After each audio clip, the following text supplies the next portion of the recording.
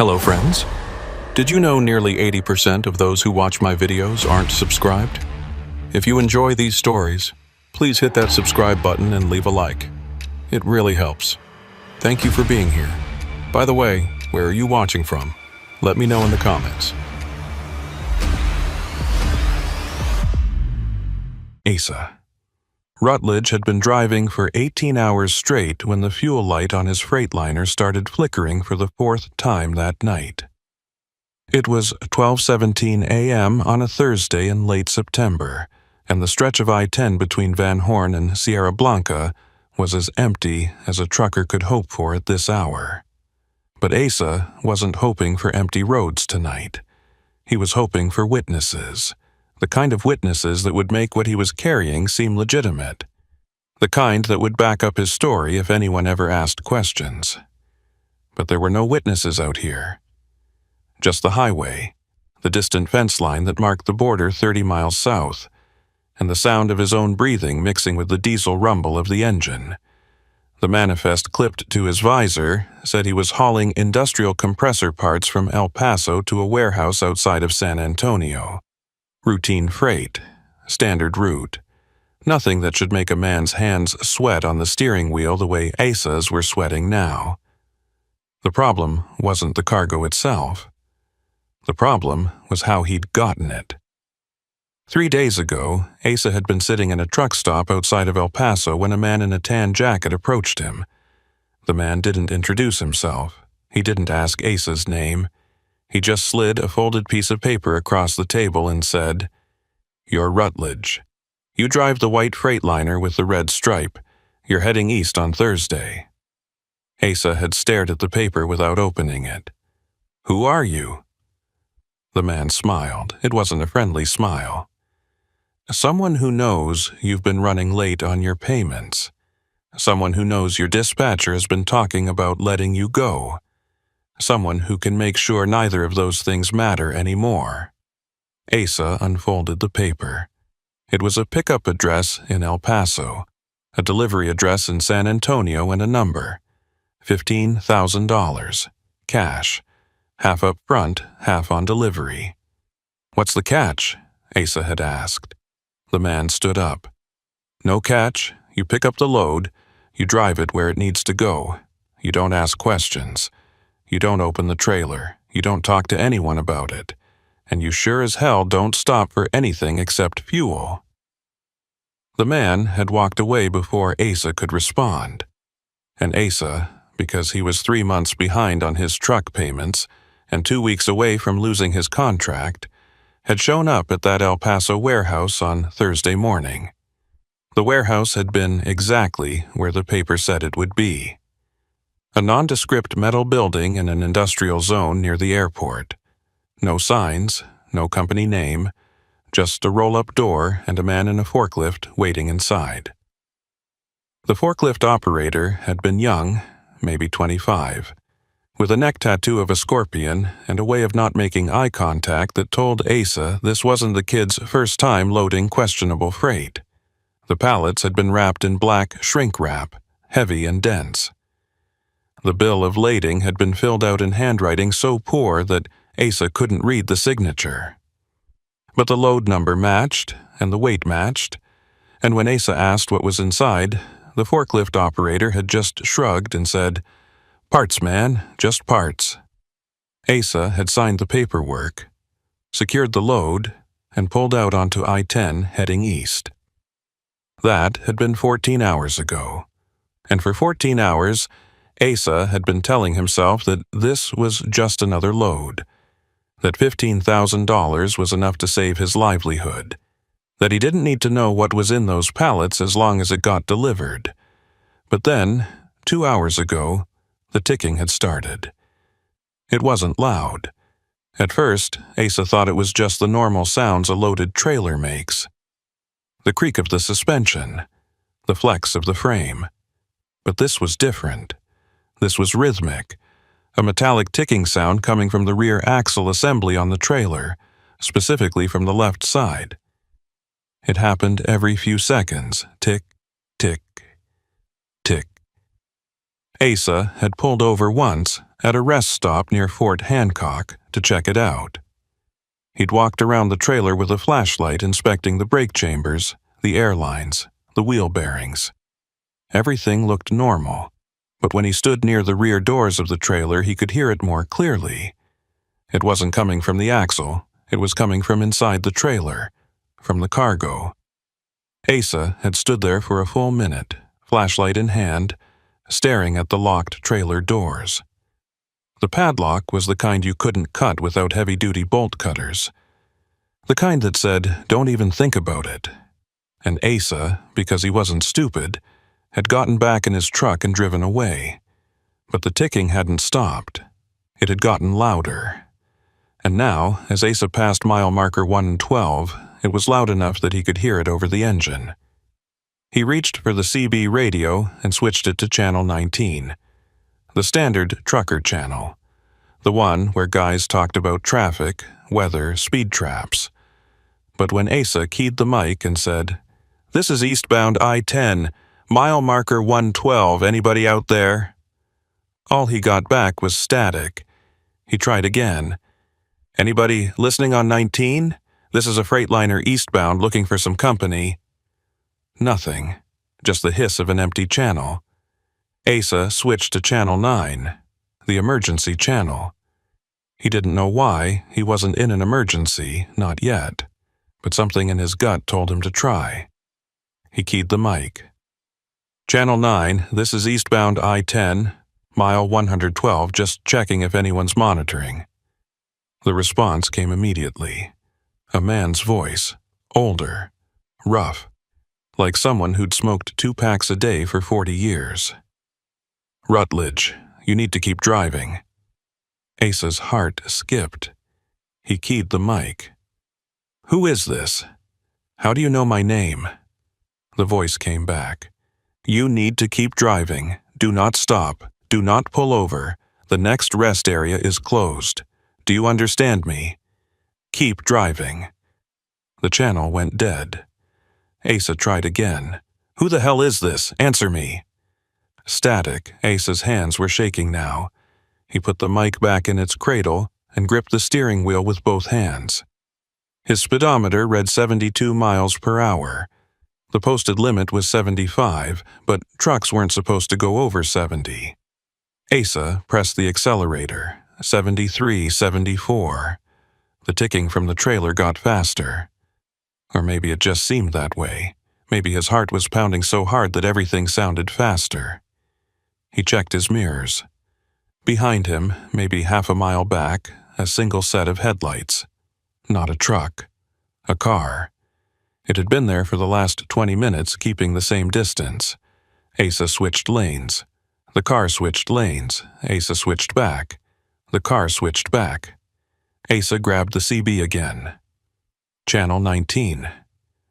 "Anybody out there? I've got a vehicle following me. Eastbound I-10, mile marker 114. Can anybody confirm?" No response. He tried channel 9 again. "This is an emergency. I have a vehicle tailing me. I need assistance." The voice came back. The same voice. "Rutledge. Rest area in 2 miles. Pull in now." Asa's blood went cold. "I'm not pulling over. Tell me who you are." "You don't have a choice. Pull into the rest area. Do it now." The sign appeared in his headlights. Rest area 2 miles, closed for maintenance. Asa knew this rest area. It had been closed for at least 5 years. No lights, no services. Just a crumbling parking lot and a boarded-up restroom building. Nobody went there. Not even homeless drifters. The car behind him was getting closer. Asa could see it now in his side mirror. A dark sedan, maybe a Dodge Charger. Tinted windows, no front plate. It was 50 yards back, then 30, then 20. Asa's mind raced. He could keep going. He could blow past the rest area and keep driving until he hit Sierra Blanca. There was a truck stop there. Lights. People. Witnesses. But the voice on the CB had said he didn't have a choice. And the car was right on his bumper now. close enough that Asa could see the silhouette of the driver. One person, male, wearing something dark. The rest area exit appeared. Asa made a decision. He flipped his turn signal and took the ramp. The moment he turned onto the exit, the ticking in the trailer stopped. Just like that. Complete silence. Asa's stomach dropped. He slowed the truck to 30 miles per hour as he rolled down the ramp and into the rest area parking lot. The lot was exactly as he remembered it. Cracked asphalt. Faded parking lines. A single building at the far end, dark and abandoned, but there were 2 trucks parked in the lot. Both of them were semi-trucks. One was a faded red Peterbilt with no trailer attached. The other was a white Kenworth with a refrigerated trailer. Neither had their lights on. Neither had their engines running. They were just sitting there, parked side by side, like 2 dead insects in a shadow box. Asa brought his truck to a stop about 50 yards from the other 2 trucks. He put it in neutral and set the parking brake. The car that had been following him pulled in behind him, rolled past slowly, and parked near the abandoned building. The driver didn't get out. Asa sat in his cab, engine idling, staring at the 2 parked trucks. His CB radio crackled. The same voice. "Get out of the truck, Rutledge." Asa keyed the mic. "What the hell is going on?" "Get out of the truck, walk to the Kenworth, do it now." Asa didn't move. His hand hovered over the gear shift. He could throw it into first, pop the brake and punch the accelerator. He could be back on I-10 in 30 seconds. But then what? The car would follow him. And whoever these people were, they knew his name. They knew his route. They knew what he was carrying. Asa opened the driver's door and climbed down. The air outside was cooler than he expected. Dry. The kind of cold that comes with high desert nights. He could hear the wind moving through the scrub brush beyond the parking lot. He could hear the faint hum of power lines somewhere in the distance. But he couldn't hear the 2 trucks. No engine sounds. No movement. He started walking toward the Kenworth. His boots crunched on the broken asphalt. When he was about 20 feet away, the driver's door of the Kenworth opened. A man stepped out. He was tall, maybe 6'3", wearing a Border Patrol uniform, dark green pants, tan shirt, badge on the chest. He had a shaved head and a goatee flecked with gray. He looked at Asa and said, "You Rutledge?"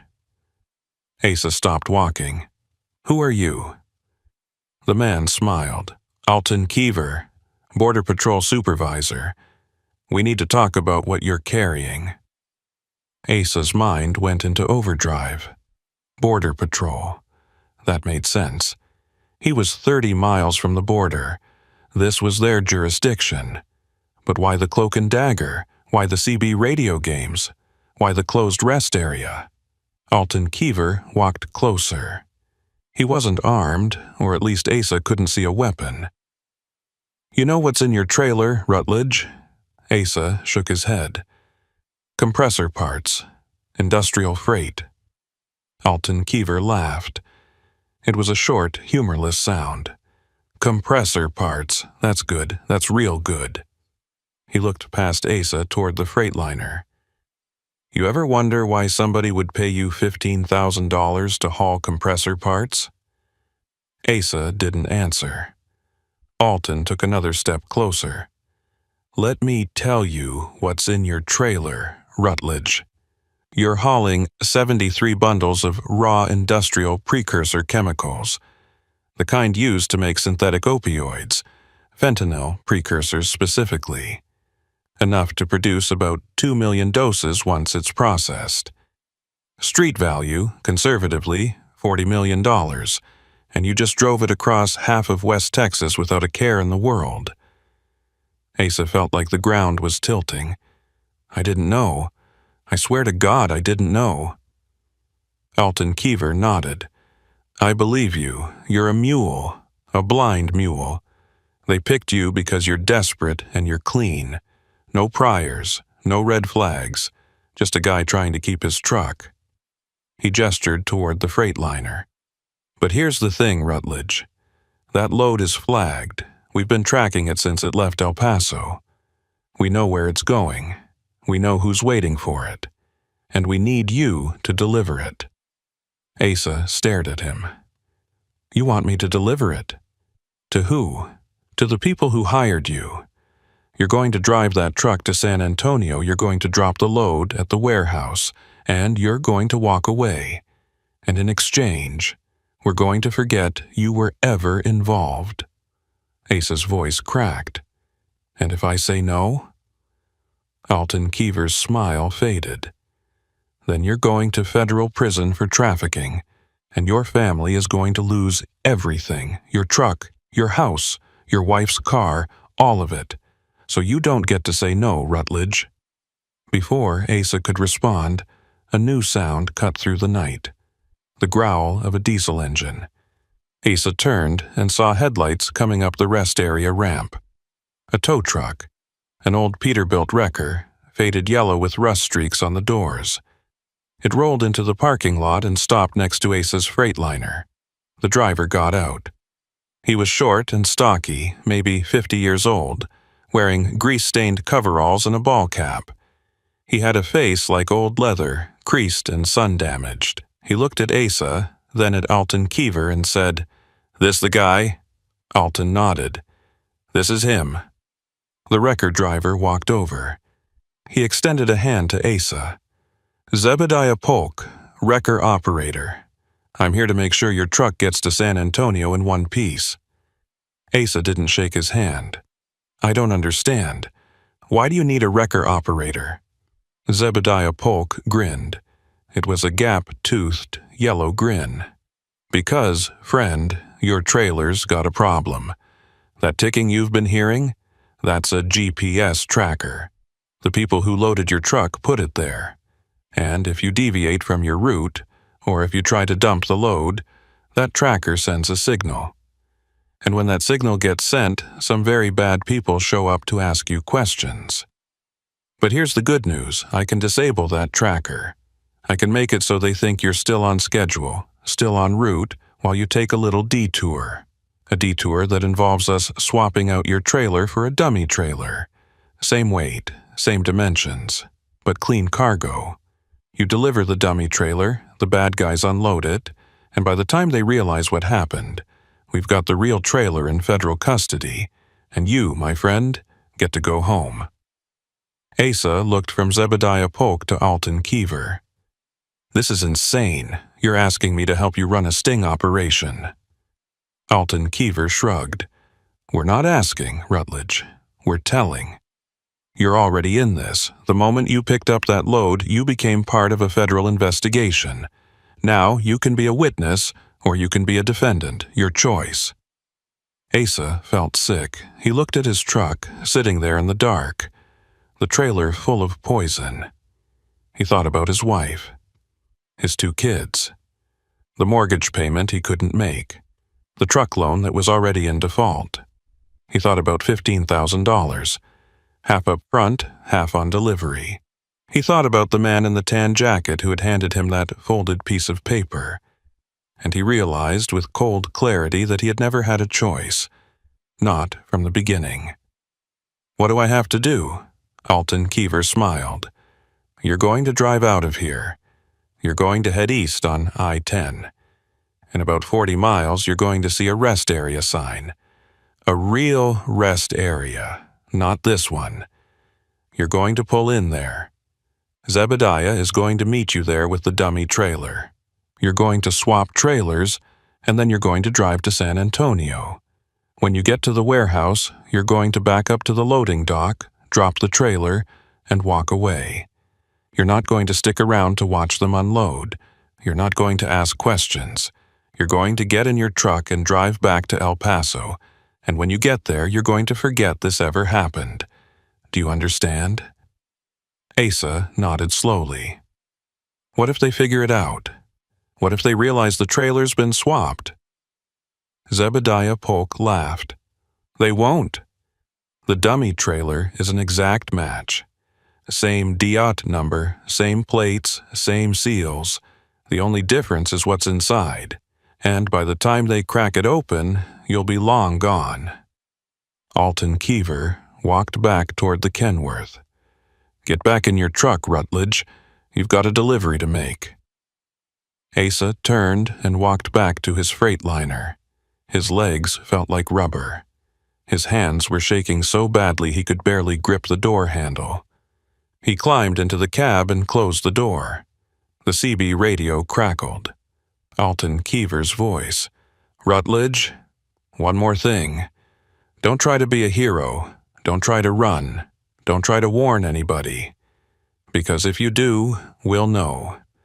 And if we know, you'll wish you'd just delivered the load. The channel went dead. Asa put the truck in gear and rolled out of the rest area. As he pulled back onto I-10, he looked in his side mirror. The two trucks were still parked there. The Kenworth and the Peterbilt. The car that had followed him was gone, and Zebediah Polk's wrecker was pulling out behind him, headlights off, following at a distance. Asa drove east into the darkness, and the ticking in the trailer started again. The 40 miles between the closed rest area and the legitimate truck stop near Fort Hancock felt like 400. Asa kept his speed at exactly 70 miles per hour, his eyes flicking between the road ahead and the rearview mirror where Zebediah Polk's wrecker followed at a steady distance, headlights still off, just a dark shape against the darker desert. The ticking in the trailer had returned the moment Asa pulled back onto I-10, and now it seemed to synchronize with his heartbeat. Tick, tick, tick. He tried not to think about what Alton Keever had told him. 73 bundles of fentanyl precursors. $40 million street value. 2 million doses. The numbers were too big to process, too abstract to feel real. But the fear was real. The fear was a tight fist wrapped around his lungs, making every breath shallow and difficult. Asa had driven trucks for 22 years. He'd hauled everything from frozen chickens to construction equipment. He'd driven through blizzards in Montana and dust storms in Arizona. He'd been awake for 36 hours straight on more than one occasion. But he had never, not once, felt the kind of cold terror that was coursing through him now. Because this wasn't weather, this wasn't fatigue, this was a trap, and he was the bait. The sign for the Fort Hancock rest area appeared in his headlights at 1:47 a.m. Rest area 1 mile, all services available. Asa put on his turn signal and began to slow down. Behind him, Zebediah Polk's wrecker turned its headlights on and followed. The rest area was moderately busy for this time of night. 6 or 7 trucks parked in the lot, their running lights glowing like fireflies. A few cars clustered near the restroom building. An RV parked sideways across 3 spots. Normal, safe witnesses. Asa pulled into a spot near the far end of the lot, away from the other vehicles but not so far that it looked suspicious. He set the parking brake and cut the engine. For a moment, he just sat there, hands still on the wheel, listening to the tick of the cooling engine and the fainter tick from the trailer. Then the CB crackled. Zebediah Polk's voice rough and matter-of-fact. Step out of the cab, Rutledge. Walk to the restrooms. Take your time. 5 minutes. When you come back, your trailer will be different. Asa keyed the mic. How long is this going to take? Long enough. Don't worry about it. Just do what I said. Asa climbed down from the cab and walked across the parking lot. The air was cold enough now that he could see his breath. Overhead, the stars were sharp and bright, the kind of stars you only see in the desert when there's no light pollution for 100 miles. He passed a trucker standing outside his rig, smoking a cigarette. The man nodded at him. Asa nodded back. Normal, just another driver making a pit stop. Inside the restroom building, fluorescent lights buzzed overhead. The tiles were cracked and stained. The smell of industrial cleaner mixed with something far less pleasant. Asa went to the sink and splashed cold water on his face. He looked at himself in the mirror. His eyes were bloodshot. His face was pale. He looked like a man who hadn't slept in days. He looked like a man who was in over his head. And he was. He stayed in the restroom for exactly 5 minutes, timing it on his watch. Then he walked back out into the cold desert night. His Freightliner was still where he'd left it, but the trailer behind it looked different. Asa couldn't put his finger on what had changed. The dimensions were the same. The color was the same. The DOT number on the side was the same. But something about it felt wrong. Maybe it was the way the shadows fell across the ridges in the aluminum siding. Maybe it was the smell. Or maybe it was just Asa's paranoia telling him that he was now hauling a lie instead of the truth.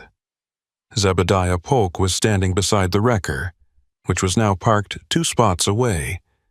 He was holding a clipboard and writing something down, like he was filling out a service report.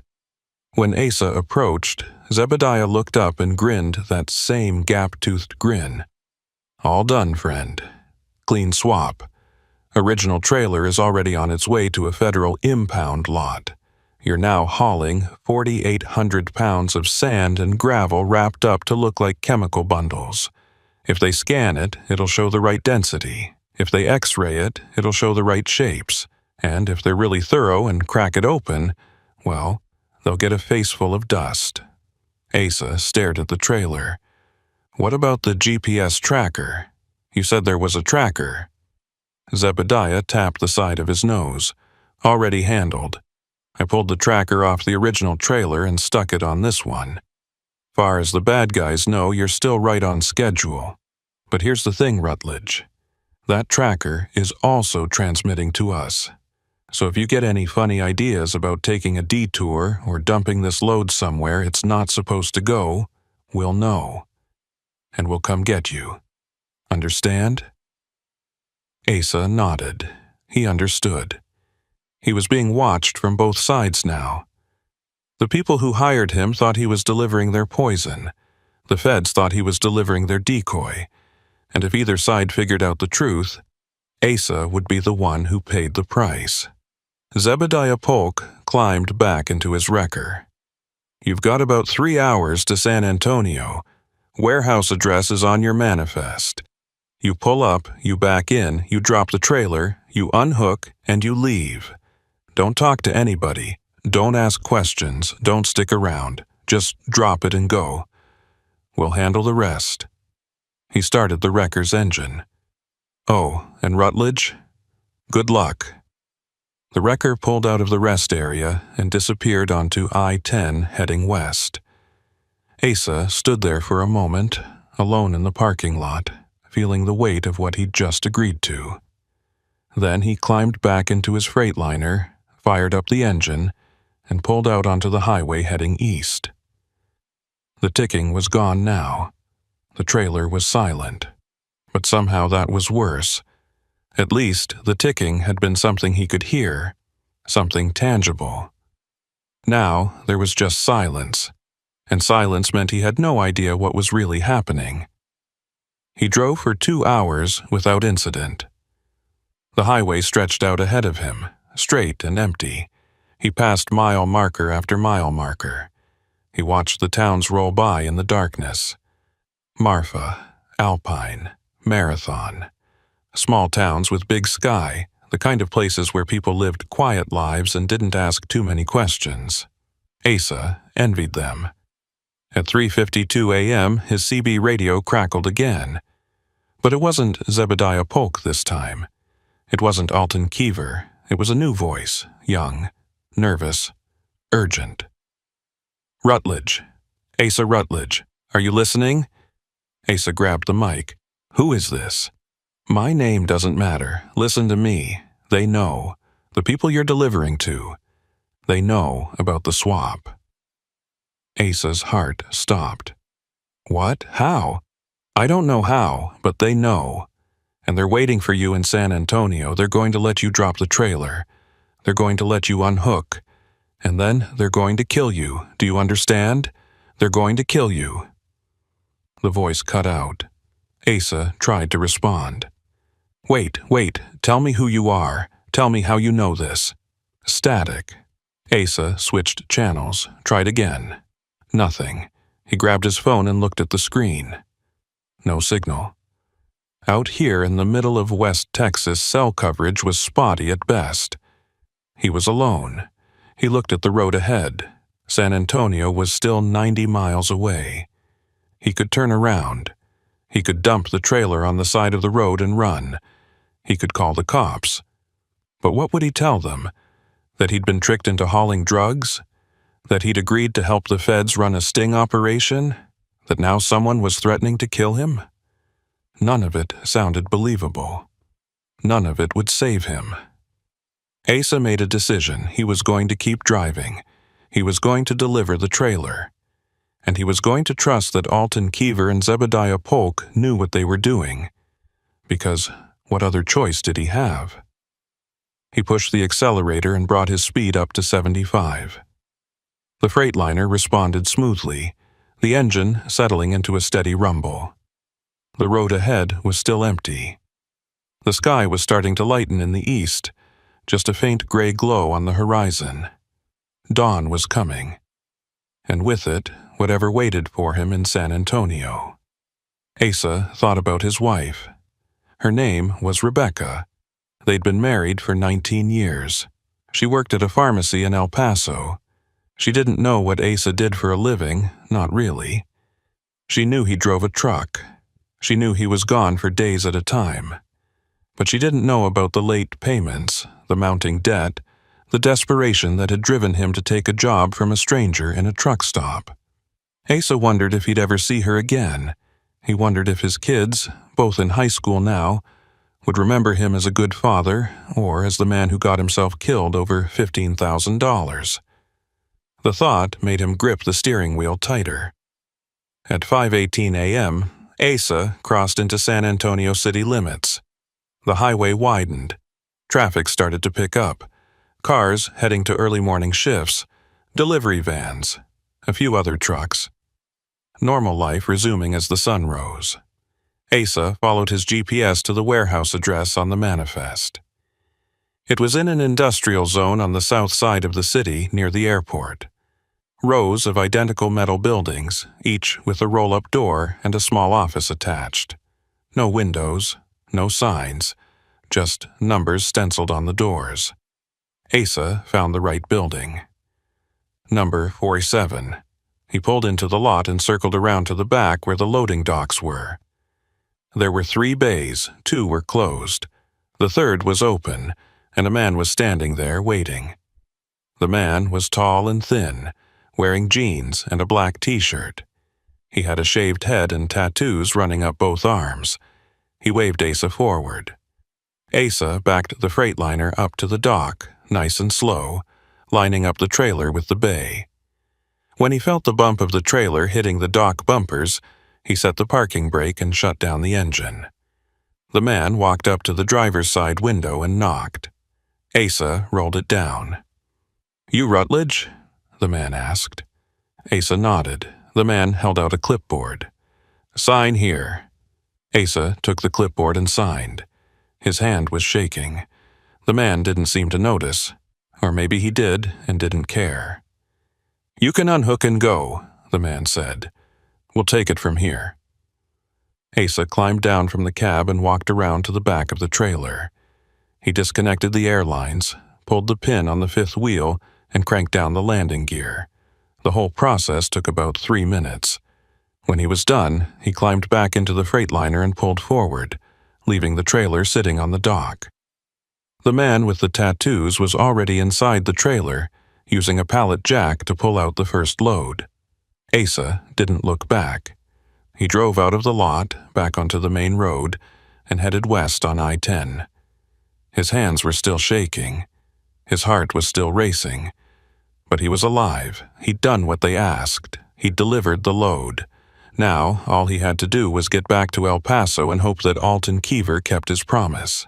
But as Asa merged onto the highway, he looked in his rearview mirror and saw a car pulling out of the warehouse lot. A dark sedan, tinted windows. The same car that had followed him into the rest area the night before. The car accelerated and fell in behind him, and Asa Rutledge realized, with cold certainty, that this wasn't over. Not even close. The sedan stayed behind him for 40 miles. It didn't try to pass. It didn't flash its lights. It just followed, maintaining a steady distance of about 200 yards. Asa tried to tell himself it was a coincidence, that the car just happened to be going the same direction, but he knew better. The voice on the CB had been right.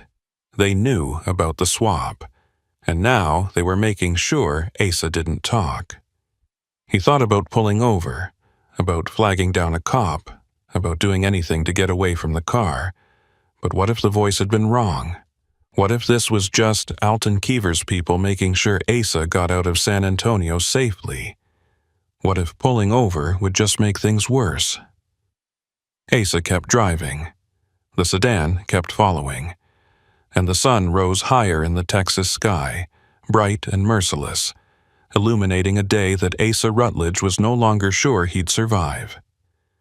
At mile marker 523, just outside of Seguin, the sedan pulled up alongside him.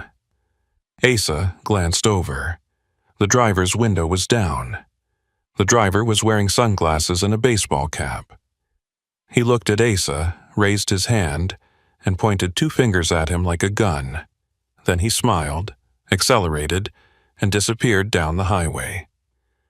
Asa pulled over onto the shoulder, his whole body shaking. He sat there for 10 minutes, watching the traffic pass, waiting for his heart to stop pounding. And then he picked up his phone and called the only number he had, the number Alton Keever had given him. It rang 4 times before someone answered. "Keever? It's Rutledge. They know. They know about the swap." There was a long pause. Then Alton Keever said, "Get to a safe location, now. We're coming to get you." Alton Keever's instructions had been clear. Get off I-10. Take the back roads. Find somewhere public but not too public. Somewhere with witnesses but not so many that a confrontation would draw immediate attention. Asa had pulled into a truck stop outside of Bourne, 40 minutes west of San Antonio, and parked his Freightliner near the diesel pumps. It was 7:23 a.m., and the lot was filling up with morning traffic. Truckers grabbing coffee, RVs refueling, a family in a minivan arguing about directions. Asa sat in his cab with the engine off, windows rolled up, doors locked, watching every car that entered the lot. His phone was in his hand. Alton Keever's number pulled up on the screen, ready to call again if he needed to. But 20 minutes passed, and nothing happened. No dark sedan, no men in sunglasses, just normal people doing normal things. Asa started to wonder if he'd overreacted. Maybe the guy in the sedan had just been messing with him. Maybe the finger gun had been a joke, some trucker humor that Asa was too paranoid to understand. But then he remembered the voice on the CB. They know. They're going to kill you. That hadn't sounded like a joke. At 7:47 a.m., a white pickup truck pulled into the lot. It was a Ford F-250 crew cab, with heavily tinted windows and a toolbox in the bed. It drove slowly through the rows of parked vehicles, as if searching for something or someone. The truck circled past Asa's Freightliner once, then twice, then pulled into a spot 3 rows away. The engine stayed running. Nobody got out. Asa's pulse quickened. He watched the truck in his side mirror. The windows were too dark to see who was inside. He counted. 1 minute, 2 minutes, 3. Then the driver's door opened and a man stepped out. He was wearing a Border Patrol uniform. Tan shirt, dark green pants, badge on his chest. Asa felt a wave of relief so powerful it almost made him dizzy. Alton Keever had sent someone. He was going to be okay. The man walked toward Asa's truck, moving with the kind of deliberate confidence that comes from authority. When he got close, he rapped his knuckles on the driver's side door. Asa unlocked it and rolled down the window. "Asa Rutledge?" the man asked. His voice was flat, professional. Asa nodded. Yeah, that's me. Keever sent you? The man smiled. It was a thin smile, the kind that didn't reach his eyes. Something like that. Step out of the truck, please. We need to talk. Asa hesitated. Something about the man's tone felt off. Too formal. Too detached. Can I see some ID first? Asa asked. The man's smile faded. Step out of the truck, Rutledge. Now. Asa's hand moved to the gear shift. He could fire up the engine, throw it in gear, and punch the accelerator. He'd done it before when a situation felt wrong. But before he could turn the key, the man pulled back his shirt just enough to reveal a holstered pistol. Not a Border Patrol issue Glock. Something bigger.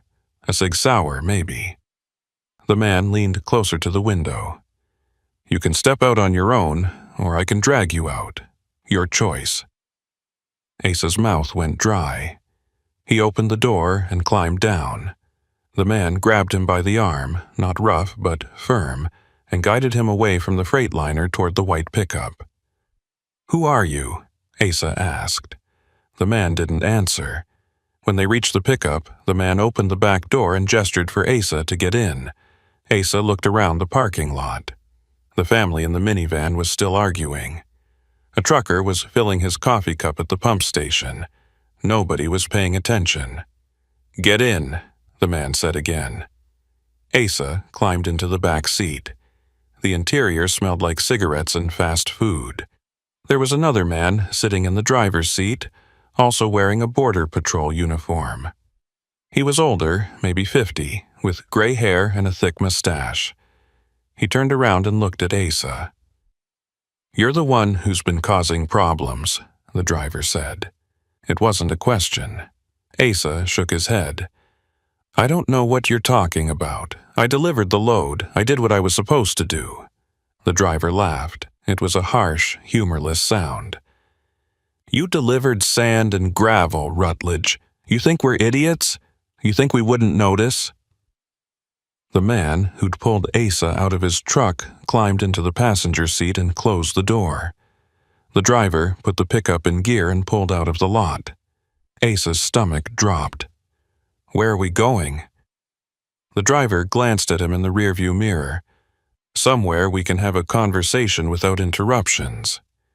Asa tried to open the door. It was locked. Child safety locks. He tried the other door. Same thing. He was trapped. Listen, Asa said, his voice shaking. I didn't know about the swap. They forced me, the feds. They said if I didn't cooperate, they'd charge me with trafficking. I didn't have a choice. The driver turned onto a state highway heading south, away from the interstate, away from witnesses. We know all about Alton Keever, the driver said. We know about his little operation. We know he's been running decoy loads for 6 months trying to figure out our distribution network. And we know you were supposed to be his latest mule. The man in the passenger seat turned around. Here's what you're going to do, Rutledge. You're going to call Keever. You're going to tell him everything went fine. You dropped the load, you're heading back to El Paso, no problems. You're going to lie to him, and if you don't, or if you try to signal him that something's wrong, we're going to put a bullet in your head and dump you in the desert. Do you understand? Asa nodded. He understood. They handed him his phone. Call him now. Speaker mode. Asa dialed Alton Keever's number. It rang 3 times before Keever answered. Rutledge, where are you? I'm fine, Asa said, trying to keep his voice steady. I'm at a truck stop near Bourne. Everything's fine. I dropped the load. No problems. There was a pause. Asa could hear background noise on Keever's end. Voices. Radio chatter. You sure you're okay? You sound off. The man in the passenger seat pointed at Asa, then at the phone. Keep it together. I'm just tired, Asa said. Long night. I'm gonna head back to El Paso, get some sleep. Another pause. Longer this time. Okay. Call me when you get home." The line went dead. Asa lowered the phone. The man in the passenger seat smiled. "Good job, see? That wasn't so hard." The driver turned onto a dirt road that led into open desert. The truck bounced over ruts and rocks, dust billowing up behind them. They drove for 10 minutes, maybe 15, until there was nothing around them but scrub brush and distant mesas. Then the driver stopped the truck and shut off the engine. The silence was absolute. No traffic, no wind, just the faint ticking of the cooling engine. The man in the passenger seat turned around again. "Here's the thing, Rutledge. We believe you. We believe you got caught up in something you didn't understand. We believe the feds pressured you, but that doesn't change the fact that you cost us $40 million, and people don't just walk away from that kind of loss." Asa's heart was hammering. "What do you want from me?" "Information," the driver said. "We want to know everything Keever told you. Every detail about his operation, where the real trailer is, who else is involved, everything." Asa's mind raced. If he told them everything, they'd kill him. If he told them nothing, they'd kill him. Either way, he was dead. Unless... "I don't know where the trailer is," Asa said. "Keever didn't tell me. All I know is that a wrecker operator named Zebediah Polk did the swap. He took the trailer somewhere, I don't know where." The driver and the passenger exchanged a glance. "Zebediah Polk," the driver repeated. "Where can we find him?" "I don't know," Asa said. "I only met him once, at a rest area outside Fort Hancock. He drove an old Peterbilt wrecker, yellow with rust spots. That's all I know." The man in the passenger seat pulled out his phone and made a call. He spoke quietly, giving someone Zebediah Polk's name and description. Then he hung up. "We'll find him," he said to the driver. Then he turned to Asa. "You're lucky, Rutledge. We're not going to kill you. Not yet. You're going to be useful to us." Asa felt a flicker of hope. "How?" "You're going to keep working with Keever. You're going to feed us information. Every load he runs, every operation he plans, you're going to tell us about it. And if you do a good job, maybe we'll let you live." The driver started the engine. "But if you try to run, or if you try to warn Keever, we'll know, and we'll come for you, and it won't be quick." They drove back to the truck stop in silence. When they arrived, they led Asa out near his Freightliner. The man in the passenger seat leaned out the window. "We'll be in touch, Rutledge, real soon." The white pickup drove away. Asa stood in the parking lot shaking, his legs barely able to support him. He climbed back into his Freightliner and locked the doors. For a long time he just sat there, staring at the dashboard, trying to process what had just happened. He was alive, but he was now working for both sides. The feds thought he was their cooperating witness. The cartel thought he was their informant. And sooner or later one side was going to figure out that he was lying.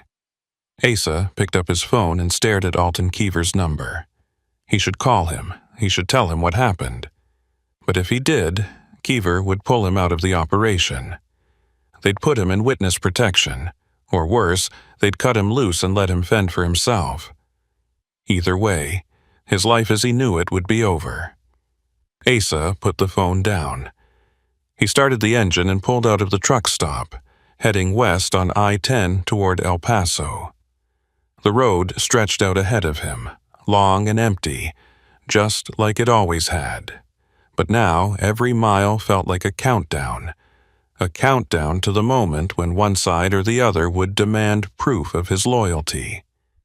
And Asa had no idea what he would do when that moment came. He drove for 3 hours without stopping. The landscape around him shifted from rolling hills to flat desert, the same desert he'd crossed the night before. But it looked different now, hostile. Every vehicle that passed felt like a threat. Every rest area looked like a trap. When his phone rang, Asa nearly drove off the road. He grabbed it, expecting Alton Keever or the men in the white pickup, but the caller ID said, "Unknown number." Asa answered. "Hello?" Static. Then a voice, the same young, nervous voice from the CB radio. "Rutledge, you're in danger, real danger." "Who is this?" Asa demanded. "How do you keep getting my number?" "That doesn't matter.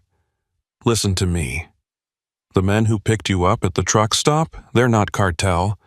They're freelancers, mercenaries. Keever hired them to test you, to see if you'd flip. And you did." Asa's blood ran cold. "What?" "Keever knows you talked. He knows you gave up Zebediah Polk.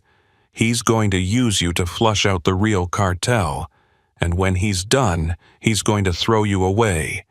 You need to disappear, now, before it's too late." The line went dead. Asa pulled over onto the shoulder.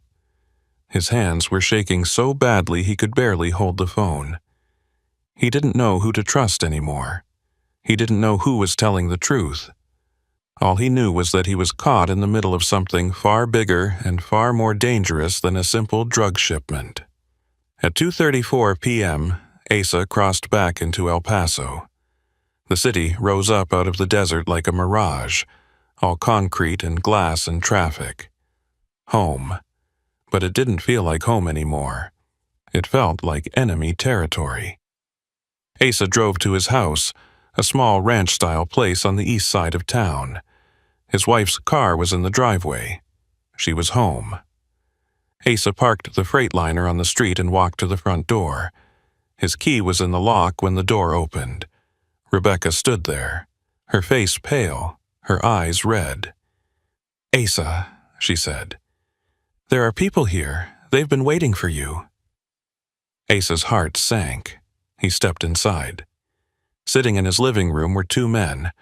One was Alton Keever, the other was a man Asa didn't recognize. Tall, broad-shouldered, wearing a suit. He had the look of someone who'd spent time in the military. Alton Keever stood up. "Rutledge, we need to talk." Asa looked at his wife. "Rebecca, go upstairs." She hesitated, then nodded and left. Asa turned to Keever. "Who's this?" The man in the suit extended his hand. "I'm with the DEA. My name's not important. What's important is that you're coming with us, right now." Asa didn't move. "Why?" Alton Keever stepped closer. "Because Zebediah Polk is dead, and the people who killed him are coming for you next." They took Asa to a motel on the outskirts of El Paso. Not the kind of place that appeared in travel brochures.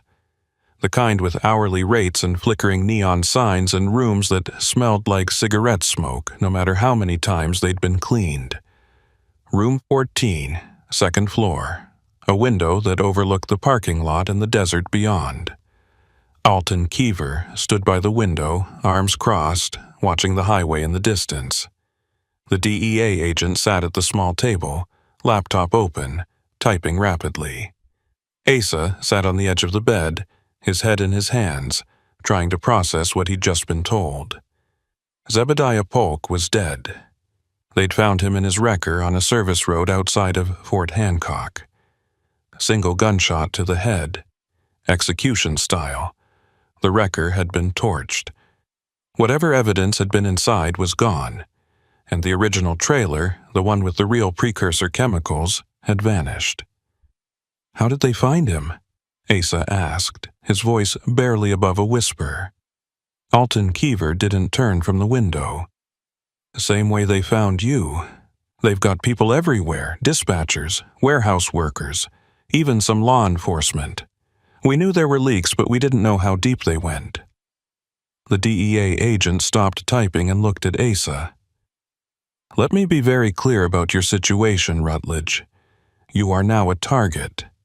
The people you delivered that dummy load to know who you are. They know where you live. They know about your wife, your kids, your truck, everything. And they're going to come for you because as far as they're concerned, you helped us steal $40 million worth of product.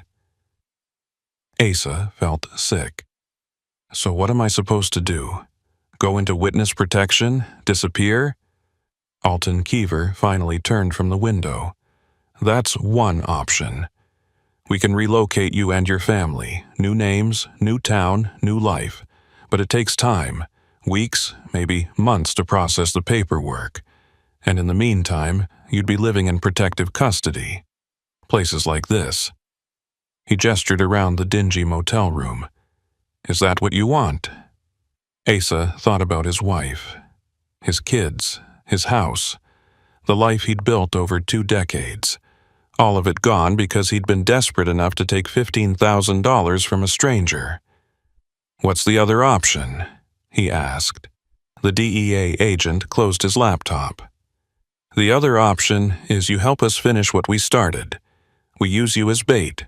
We leak information that you know where the original trailer is. We make them come to you. And when they do, we're ready. Asa stared at him. You want me to be bait? You want me to sit around and wait for someone to put a bullet in my head like they did to Zebediah Polk? We'll have eyes on you 24/7, the DEA agent said. Surveillance teams, undercover agents. The second anyone makes a move, we'll be there. And what if you're not fast enough? Asa shot back. What if they take me somewhere remote like they did this morning? What if they kill me before you can get there? Alton Keever sat down on the other bed, across from Asa. He looked tired. Older than he had the night before. I'm not going to lie to you, Rutledge. It's dangerous. There's risk involved. But if we don't do this, they'll keep coming. They'll never stop. They'll go after your family, your friends, anyone connected to you. This is the only way to end it. Asa wanted to scream. He wanted to throw something, but instead he just sat there, feeling the weight of every bad decision he'd ever made pressing down on him. How long? He asked. How long would I have to do this? A week, the DEA agent said. Maybe 2. We're already putting the word out, making it known that you're back in El Paso, making it look like you're vulnerable. Sooner or later, they'll bite. Asa thought about the man in the white pickup. The one who'd told him they'd be in touch. The one who'd said they'd come for him if he tried to run. What if they already know? Asa said. What if the people who picked me up this morning were the real cartel? Alton Keever and the DEA agent exchanged a glance. Tell us exactly what happened, Keever said. Asa recounted the entire encounter. The truck stop, the fake Border Patrol agents, the drive into the desert, the interrogation, the threat. When he was finished, the DEA agent cursed under his breath. Those weren't our people, he said. We didn't send anyone to that truck stop. Asa felt his stomach drop. Then who were they? Freelancers, Keever said. Or worse, actual cartel operatives posing as law enforcement. Either way, they know you gave up Zebediah Polk's name, which means they probably already got to him before we could. The room was silent for a long moment. Then Asa said, So what you're telling me is that I'm already compromised. They already know I talked, which means I'm already dead. The DEA agent leaned forward. Not necessarily. If they wanted you dead, you'd be dead already.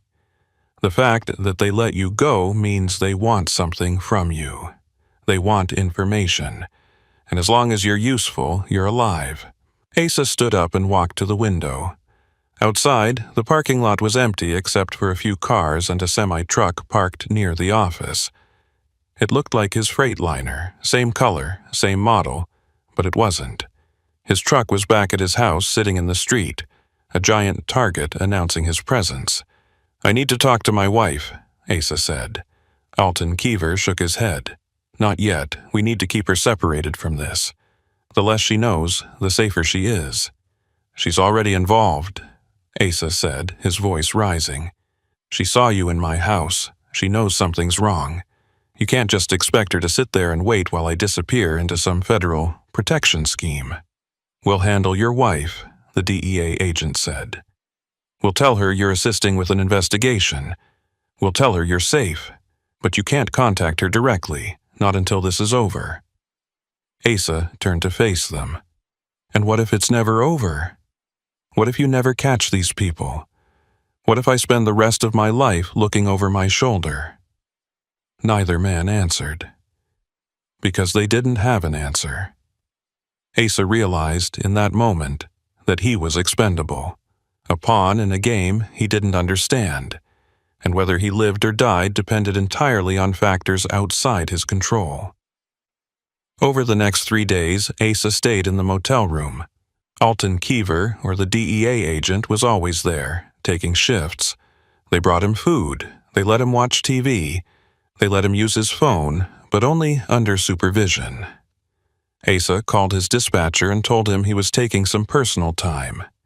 He called his wife and told her everything was fine, that he'd be home soon, that she didn't need to worry. He could hear the doubt in her voice, the fear, but he couldn't tell her the truth. On the 4th day, Alton Keever came into the room with news. We've got movement. Someone's been asking around about you. Trucker circles. CB chatter. They're looking for your location. Asa's pulse quickened. What kind of someone? We don't know yet, but they're being careful, using intermediaries, paying people for information. It's only a matter of time before they narrow it down. The DEA agent came in behind Keever.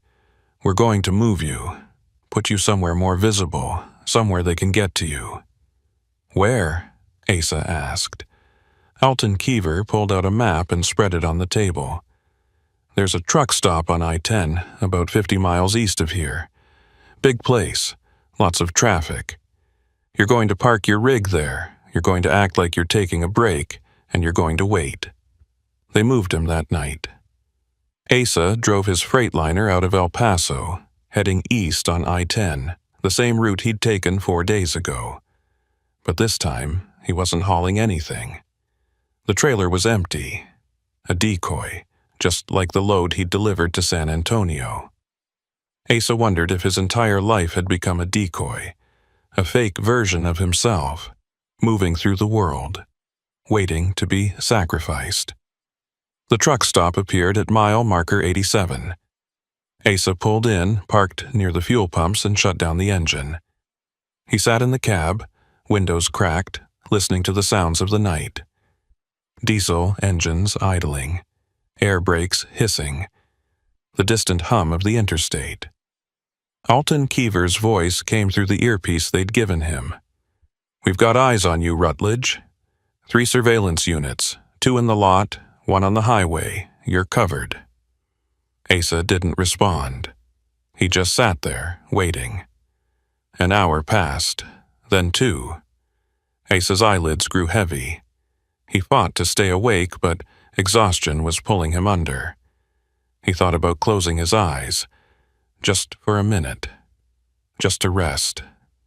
He was asleep when the knock came. A sharp rap on the driver's side window.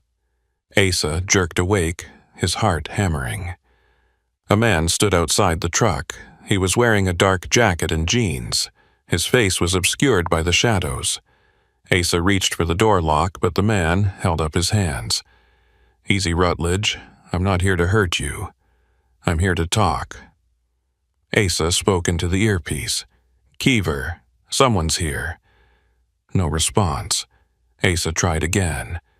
Keever, do you copy? Static. The man outside knocked again.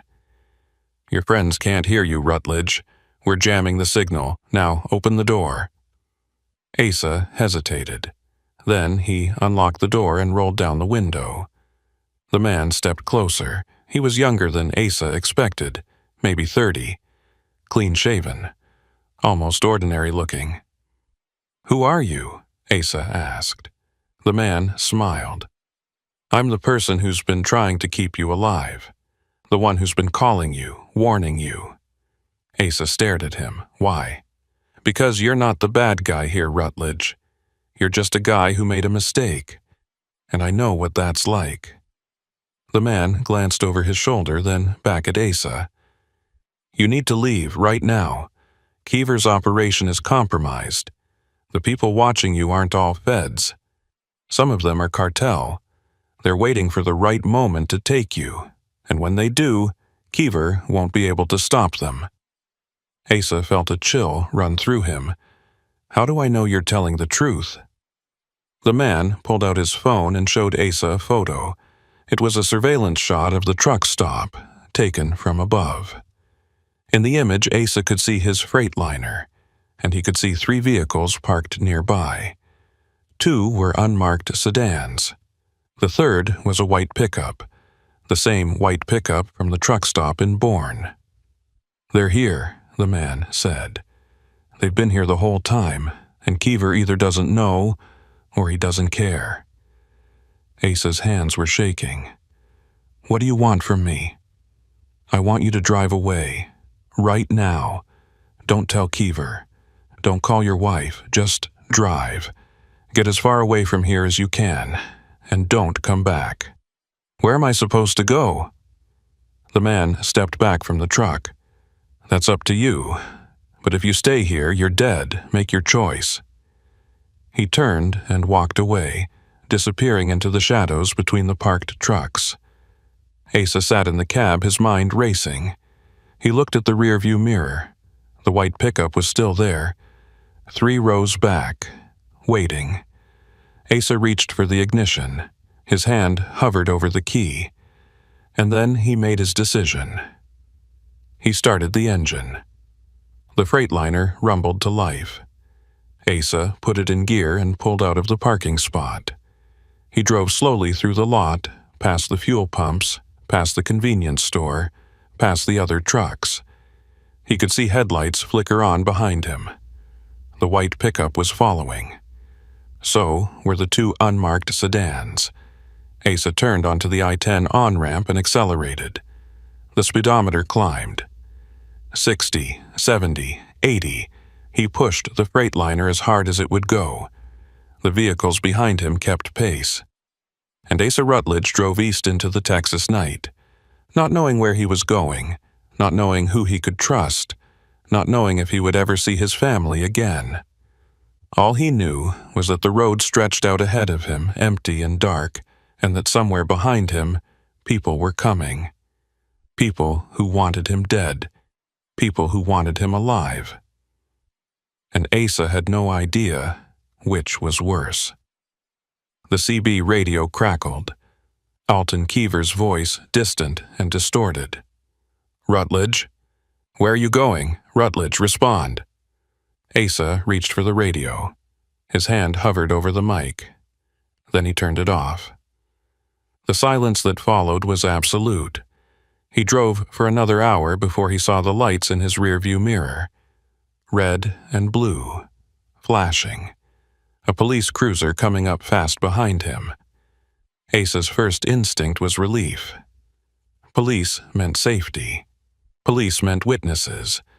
But then he remembered the fake Border Patrol agents, the men in uniforms who'd threatened to kill him, and he realized that a badge didn't mean anything anymore. The cruiser pulled alongside him, lights still flashing. The officer inside gestured for Asa to pull over. Asa looked ahead. The highway was empty. No other cars, no witnesses. If he pulled over, he'd be alone with whoever was in that cruiser. And he'd never know if they were real cops or just more people trying to kill him. Asa made his second decision of the night. He kept driving. The cruiser stayed alongside him for a moment, then fell back. Asa watched in the mirror as it accelerated, trying to get in front of him. But the Freightliner was already at 85 miles per hour, the governor screaming, and the cruiser couldn't keep up. It fell back. And then, slowly, it stopped. The lights went dark, and it just sat there on the highway, motionless, as Asa drove away. Asa didn't stop until he reached the New Mexico border. He pulled off at a rest area, parked in the darkest corner of the lot, and sat in the cab with the engine off. His hands were still shaking. His heart was still pounding. He pulled out his phone and looked at the screen. 17 missed calls, 12 from Alton Kiever, 5 from unknown numbers, and 1 text message from his wife. "Where are you? Please call me. I'm scared." Asa stared at the message for a long time. Then he turned off the phone. He leaned back in the seat and closed his eyes.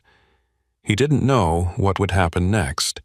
He didn't know if he'd ever be able to go home. He didn't know if the people chasing him would ever give up. All he knew was that he'd made a choice, and he'd have to live with the consequences. Outside, the desert wind picked up, rattling the trailer behind him. Asa listened to it for a while. Then he started the engine and pulled back onto the highway, heading west this time, away from El Paso, away from everything he'd ever known. The road ahead was dark and uncertain, but Asa Rutledge kept driving, because that's what truckers do. They keep moving, even when they don't know where they're going, even when they're running from something they can't escape. They just keep driving. And somewhere behind him, in the Texas night, the people who wanted answers were still searching, still waiting, still watching the highways, waiting for Asa Rutledge to make a mistake, waiting for him to stop running. But Asa wasn't going to stop. Not tonight. Maybe not ever. Obadiah Kincannon had been driving Highway NM9 for 11 years, and in all that time, he'd never seen a dust storm come up this fast. One minute the road was clear, the desert visible for miles in every direction under the late afternoon sun. The next minute, the sky turned the color of rust, and the wind hit like a fist. Obadiah downshifted his Kenworth and slowed from 65 to 40 as the first wave of dust rolled across the highway. His headlights barely penetrated 10 feet ahead. The wipers smeared red-brown grit across the windshield in thick streaks. He'd been hauling refrigerated produce from Las Cruces to a distribution center in Douglas, Arizona, a route he'd run hundreds of times. NM9 was the lonely southern corridor that paralleled the border, cutting through ranch land and Bureau of Land Management territory where you could drive for an hour without seeing another vehicle. Most truckers avoided it. Too remote, too many places where a breakdown could leave you stranded. But Obadiah liked the solitude, liked the way the desert opened up around him, endless and indifferent. He'd grown up in ranch country outside of Deeming, knew these lands the way some men knew the city streets. But this storm was different. This wasn't the usual afternoon wind that kicked up dust devils and rattled through the mesquite. This was something bigger, something that made visibility drop to zero and turned the air into a grinding, choking fog. Obadiah reached for his CB radio and switched to channel 19. "This is westbound NM9, mile marker 34. Anybody out there hearing about this storm?" Static answered him. He tried again. "Any westbound traffic on Highway 9? This is a Kenworth reefer hauling produce, looking for weather updates." Nothing but the hiss of an empty channel. Obadiah switched to the weather band on his truck's radio. The automated voice was reporting high wind warnings for Hidalgo County, gusts up to 60 miles per hour, visibility near zero in some areas. Travelers advised to seek shelter immediately. Obadiah looked at his fuel gauge. He had enough diesel to make it to Douglas, but that was still 90 miles away. He looked at his GPS. The nearest town was Animas, population maybe 200, another 15 miles west. But between here and there, nothing. Just open desert and the occasional ranch road leading off into nowhere. The smart thing would be to pull over and wait it out. But the load he was carrying had a delivery window. Produce didn't wait. If he missed the window, the distributor would refuse the shipment and Obadiah would eat the cost. $15,000 worth of lettuce, tomatoes, and bell peppers that would rot in his trailer if he didn't get them delivered on time. He kept driving. The wind was pushing against the side of the trailer now, rocking the entire rig. Obadiah could feel it in the steering wheel, the constant pressure trying to force him into the oncoming lane. Not that there was an oncoming lane anymore.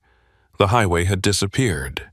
All he could see was the faint outline of the asphalt directly in front of his bumper and the boiling wall of dust that surrounded him on all sides. His speed dropped to 30, then 20. The Kenworth crawled forward like a blind animal, feeling its way through the storm. Obadiah's hands ached from gripping the wheel. His eyes burned from staring into the dust. And then, through the murk, he saw something, a shape, dark and angular. Off to the right side of the highway, Obadiah hit the brakes and the Kenworth shuddered to a stop. He leaned forward, squinting through the windshield. The shape resolved into a structure, a building, maybe a barn or a shed, and next to it, barely visible, a road. Not a paved road, a dirt track leading away from the highway. Obadiah grabbed his CB. "This is westbound NM9, mile 34. I've got a structure off the south side of the highway. Looks like a ranch access road. If anybody's monitoring, I'm pulling off to wait out this storm." No one responded. Obadiah put the truck in gear and turned onto the dirt road. The Kenworth's suspension groaned as the wheels left the pavement and hit the rutted track.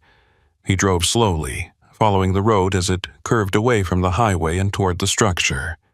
As he got closer, he could see it more clearly. It wasn't a barn, it was a house. An old ranch house, single-story, with a corrugated metal roof and a sagging porch. There were no lights on inside, no vehicles parked outside. The place looked abandoned. But next to the house was a metal pole barn, and next to that, a stock tank and a windmill. Signs of a working ranch, even if the house itself looked dead. Obadiah stopped the truck about 50 yards from the house and sat there, engine idling, debating his next move. The storm was getting worse. Visibility was down to maybe 5 feet now. He could hear the wind howling around the cab, hear the sand peppering the metal like birdshot. If he tried to keep driving, he'd end up in a ditch or worse. But if he stayed here, on private property, and someone came looking, he could get shot. Ranch owners in this part of New Mexico didn't take kindly to strangers showing up unannounced. Still, it was better than dying in a dust storm. Obadiah shut off the engine and climbed down from the cab. The wind hit him like a physical blow. He pulled his bandana up over his nose and mouth and squinted against the dust. He couldn't see the house anymore. Couldn't see his own truck. The world had contracted to a radius of about 3 feet. Everything beyond that a howling orange void. He stumbled forward, hands outstretched, until he collided with something solid, the porch railing. He grabbed it and pulled himself up onto the porch. The wooden boards creaked under his weight. He felt his way along the railing until he found the door. He knocked, loud enough to be heard over the wind. No answer. He knocked again. "Hello? Anybody home? I'm a trucker, got caught in the storm. Just looking for a place to wait it out." Nothing. Obadiah tried the door handle. It turned. The door swung open. Inside, the house was dark and silent. Obadiah hesitated. Every instinct told him not to go in, but the wind was tearing at his clothes now, the dust getting into his lungs despite the bandana. He stepped inside and closed the door behind him. The sudden absence of wind was disorienting. Obadiah stood in the darkness, breathing hard, listening. He could hear the storm outside, muffled now by the walls. He could hear the creak of the house settling, but nothing else. No voices, no footsteps, no indication that anyone lived here. He pulled a small flashlight from his pocket and clicked it on. The beam cut through the darkness, revealing a living room. Old furniture covered in dust. A stone fireplace, shelves lined with books and knickknacks. Everything looked like it hadn't been touched in years. But there was no thick layer of dirt, no cobwebs, no signs of total abandonment. Someone had been here. Maybe not recently, but not never. Obadiah moved deeper into the house. A hallway led to a kitchen. The sink was dry. The refrigerator was unplugged. Dishes sat clean in a drying rack. He opened a cabinet. Canned goods, beans, soup, vegetables. Enough food for someone planning to stay a while. Or someone who'd left in a hurry and never came back. Obadiah walked back through the living room and down another hallway. 2 bedrooms.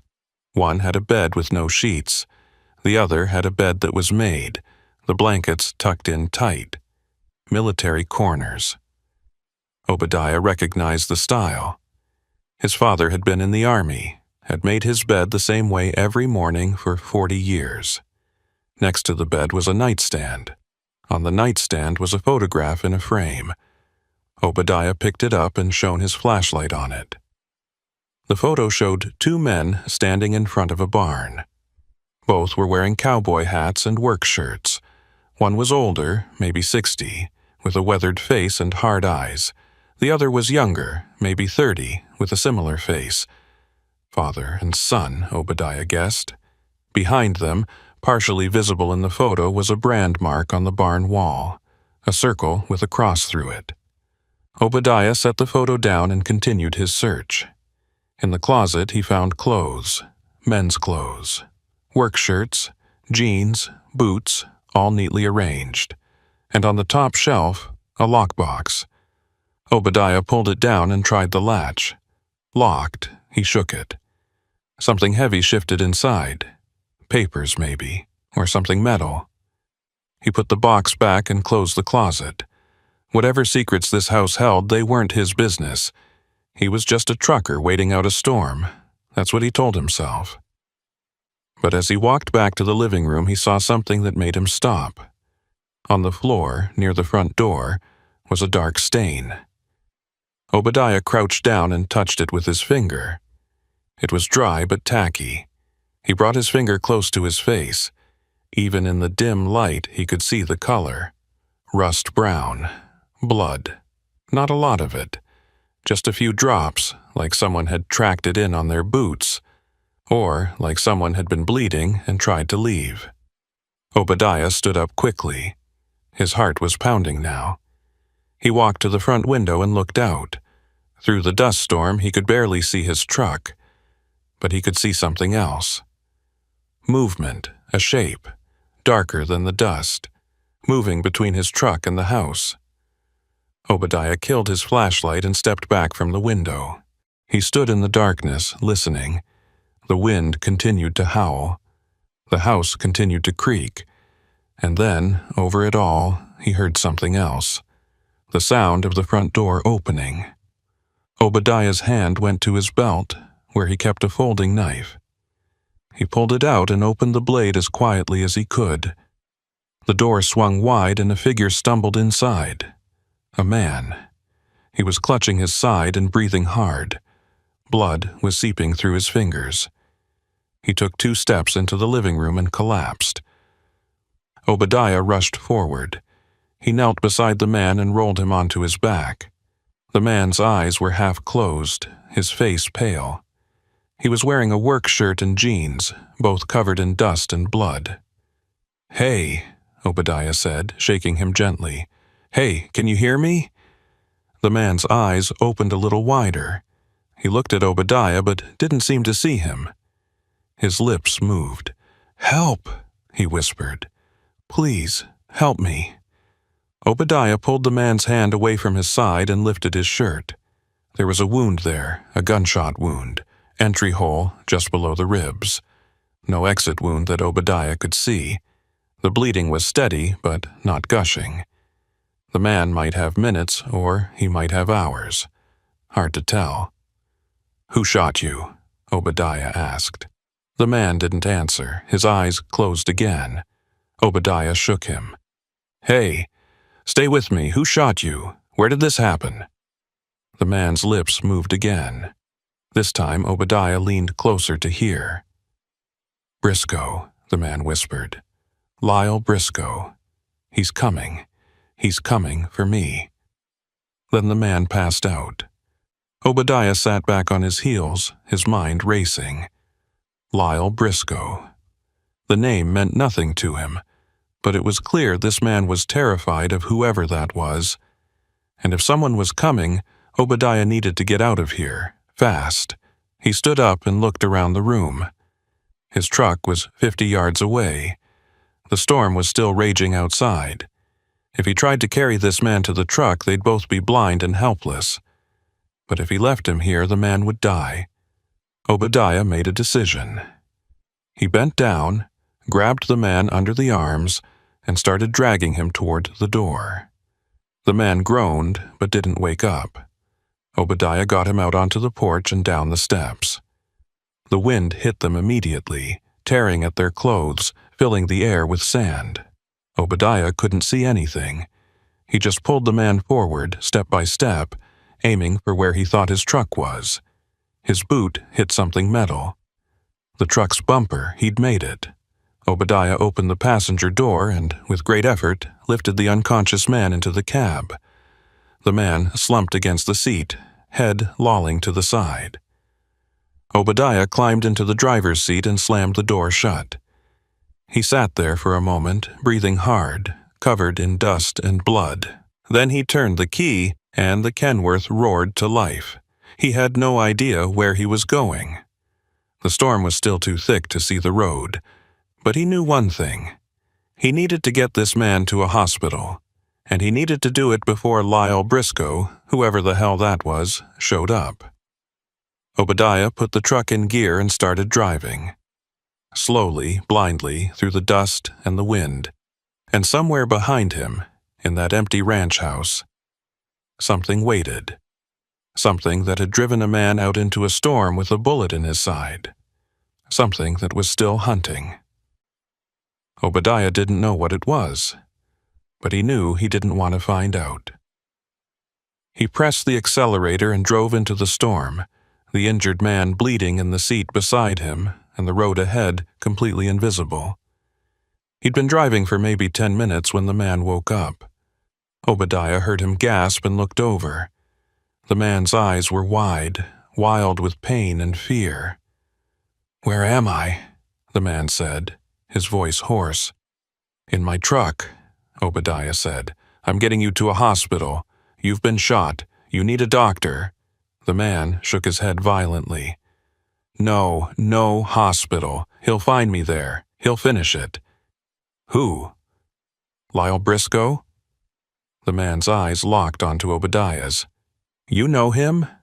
You said his name, before you passed out. Who is he?" The man leaned back against the seat, wincing.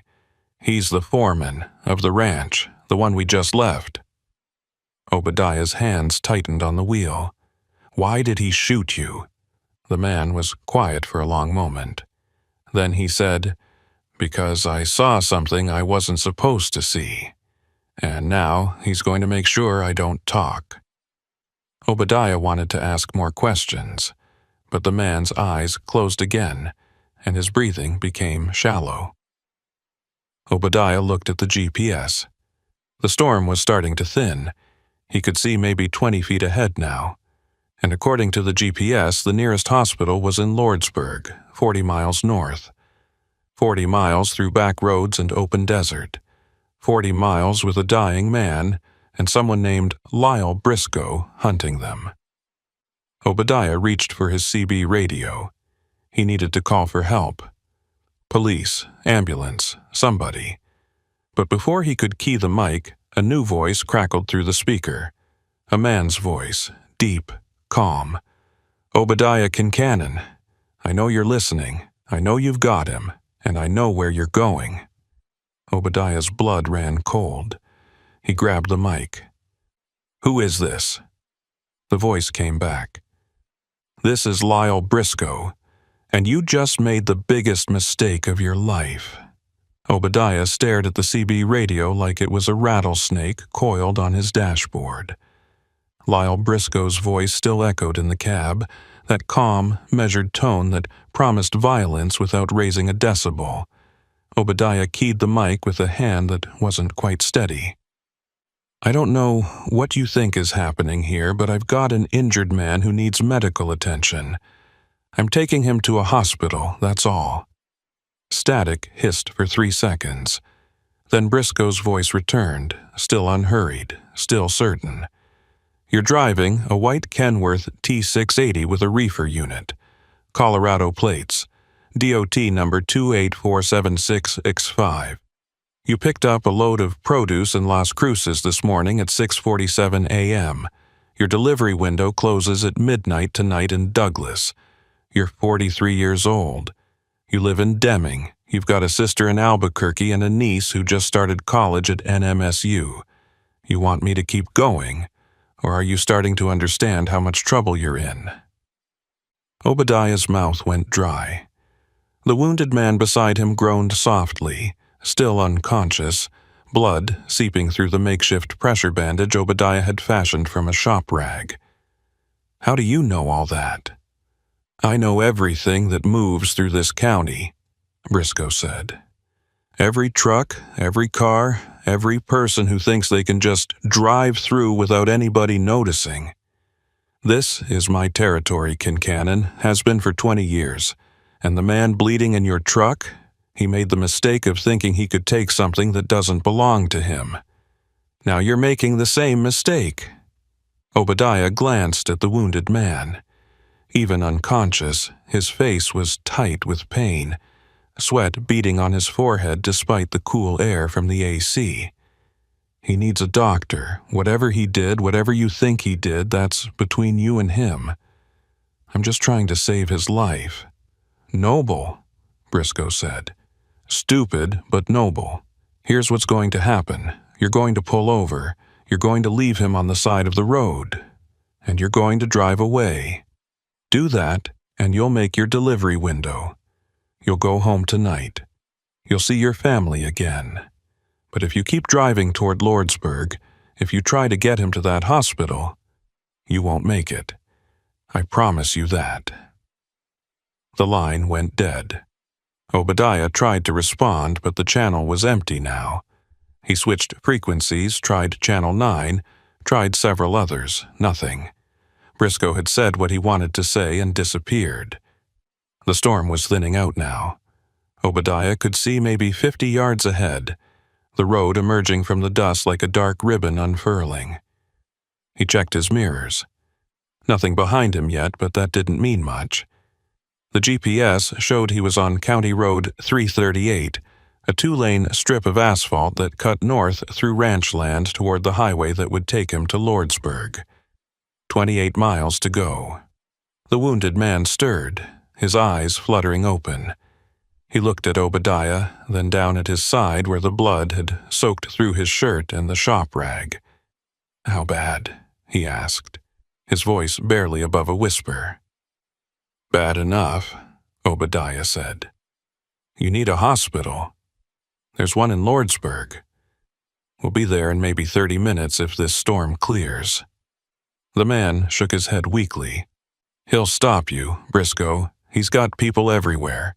Sheriff's Department, Highway Patrol, he owns half this county." "Who are you?" Obadiah asked. "Why does he want you dead?" The man closed his eyes. "Doesn't matter. What matters is you need to leave me. He's right. You keep going, he'll kill us both." Obadiah kept his eyes on the road. "I'm not leaving you. You don't understand," the man said, his voice getting weaker. "Briscoe isn't just some ranch foreman. He's running something bigger, something that if people knew about, if it got out, it would bring federal attention down on this whole area. That's why he can't let me get to a hospital, because I'll talk, and once I talk, it's over for him." "What's he running?" The man coughed, a wet, painful sound. "Human trafficking. He uses the ranch as a way station. People coming north across the border. They get picked up, brought to the ranch, held there until transport comes, sometimes for days, sometimes weeks. And if anyone causes problems, if anyone tries to leave or doesn't pay what they're supposed to pay, Briscoe handles it. That's his job. That's what he does. Obadiah felt his stomach turn. And you saw this? That's why he shot you? I work for him, the man said. Worked for him. I was supposed to be watching a group that came through last night. But one of them, a kid, maybe 16, he tried to run. Briscoe caught him, and what he did to that kid. The man's voice broke. I couldn't just stand there. I tried to stop him. That's when he shot me. Obadiah's hands tightened on the steering wheel. He thought about his niece, about the fact that she was barely older than the kid this man was describing. He thought about pulling over, about leaving this wounded man on the roadside like Briscoe had suggested. He thought about his delivery window, his paycheck, his quiet life in Deming that didn't involve ranch foremen who trafficked human beings and shot people who got in their way. And then he pressed the accelerator a little harder. We're going to Lordsburg, Obadiah said, and you're going to tell the police everything you just told me. The man opened his eyes and looked at Obadiah with something like gratitude, or maybe pity. You're a good man, Kincannon, better than me. But good men don't last long out here. The CB crackled again. This time it wasn't Briscoe's voice. It was a woman's voice, young, with the clipped efficiency of someone used to handling emergencies. This is Hidalgo County Dispatch to any units in the vicinity of County Road 338. We have a report of a stolen vehicle, white Kenworth commercial truck, possibly involved in a kidnapping. All units respond. Obadiah grabbed the mic. This is not a stolen vehicle. This is my truck. And this is not a kidnapping. I have an injured man who needs medical assistance. The dispatcher's voice came back immediately. Identify yourself, please. What's your location? Before Obadiah could respond, a new voice cut in. Male, authoritative. Dispatch, this is Deputy Haverly. I'm 8 miles south of the suspect vehicle. I'll intercept. Obadiah recognized the name. Quentin Haverly. One of the deputies he'd met a few years back at a way station, back when he was doing a routine inspection. Good guy, as far as Obadiah remembered. Or at least, he'd seemed like a good guy. But the wounded man had said Briscoe owned half the sheriff's department. Obadiah keyed the mic. Dispatch, I'm not a suspect. My name is Obadiah Kincannon. I'm a commercial driver. I found an injured man during the dust storm, and I'm transporting him to the hospital in Lordsburg. That's all. The dispatcher's voice was cautious now. Sir, we need you to pull over and wait for law enforcement to arrive. Negative, Obadiah said. This man has a gunshot wound. He's losing blood. Every minute counts. Sir, if you don't comply, you will be charged with failure to yield and evading law enforcement. Pull over now. Obadiah looked at the wounded man. The man was watching him, his face pale, his breathing shallow. Don't stop, the man whispered. Please, if they get me, I'm dead. Obadiah made his decision. He released the mic and turned off the CB radio. The sudden silence in the cab was startling. No static, no voices, just the rumble of the diesel engine and the hiss of the tires on wet asphalt. The storm had left the road slick with mud and debris. Obadiah checked his mirrors. Still nothing behind him, but that wouldn't last. Deputy Haverly was 8 miles back. Maybe less now. And Lordsburg was still 23 miles ahead. The Kenworth was fast for a semi, but it wasn't faster than a patrol car. Obadiah's mind raced through his options. He could pull over, flag down the deputy, try to explain. But if Briscoe really did own law enforcement in this county, that explanation would end with both of them dead or disappeared. He could try to outrun them, but that was insane. You didn't outrun cops in an 18-wheeler, not on open roads. not in New Mexico. Or he could try something else, something that would buy them time, something risky but possible. Up ahead, Obadiah saw a turnoff. Not a road exactly, more like a ranch access trail that cut east toward a cluster of low hills. The GPS showed it as unnamed, unpaved, leading nowhere in particular, but it would get them off the main road. It would make them harder to track. Obadiah took the turn. The Kenworth's suspension groaned as the wheels left the asphalt and hit the dirt trail. The trailer fishtailed slightly, the reefer unit bouncing over ruts, but Obadiah corrected and kept moving. The trail was narrow, barely wide enough for the truck, mesquite branches scraping against the sides of the trailer. The wounded man braced himself against the dashboard. "Where are you going?" "Buying us time," Obadiah said. "If we stay on the main road, they'll catch us in 5 minutes. This way, maybe we've got 10. And then what? I don't know yet." The trail climbed gradually, winding between rock outcroppings and stands of juniper. The dust storm had passed completely now, the sky clearing to reveal the last light of dusk. Obadiah could see the hills ahead, dark shapes against the fading orange horizon, and he could see something else. Behind them, maybe a mile back, the flashing red and blue lights of a patrol car. Deputy Haverly had found them. Obadiah pushed the Kenworth as hard as he dared on the rough terrain. The speedometer read 30 miles per hour, which felt like recklessness on this kind of surface. The trailer swayed and bucked. Something inside the reefer unit was shifting, the produce load probably getting destroyed, but Obadiah didn't care about that anymore. The wounded man coughed again, harder this time. Blood flecked his lips. "Listen," he said, his voice fading. "If I don't make it, you need to tell someone. Not the local cops, federal, DEA, or Border Patrol. Tell them about the ranch. Tell them about Briscoe. Tell them there are people there right now, locked in the barn, waiting." "You're going to make it," Obadiah said, though he wasn't sure he believed it. The patrol car was gaining. Obadiah could see it clearly now, a white SUV with Hidalgo County Sheriff markings. The light bar on top was flashing, but there was no siren. Not yet. The SUV was maybe half a mile back, moving faster than the Kenworth, eating up the distance. Obadiah's options were running out. The trail was getting narrower. Up ahead, it looked like it might dead end at a fence line. If he got trapped, it was over.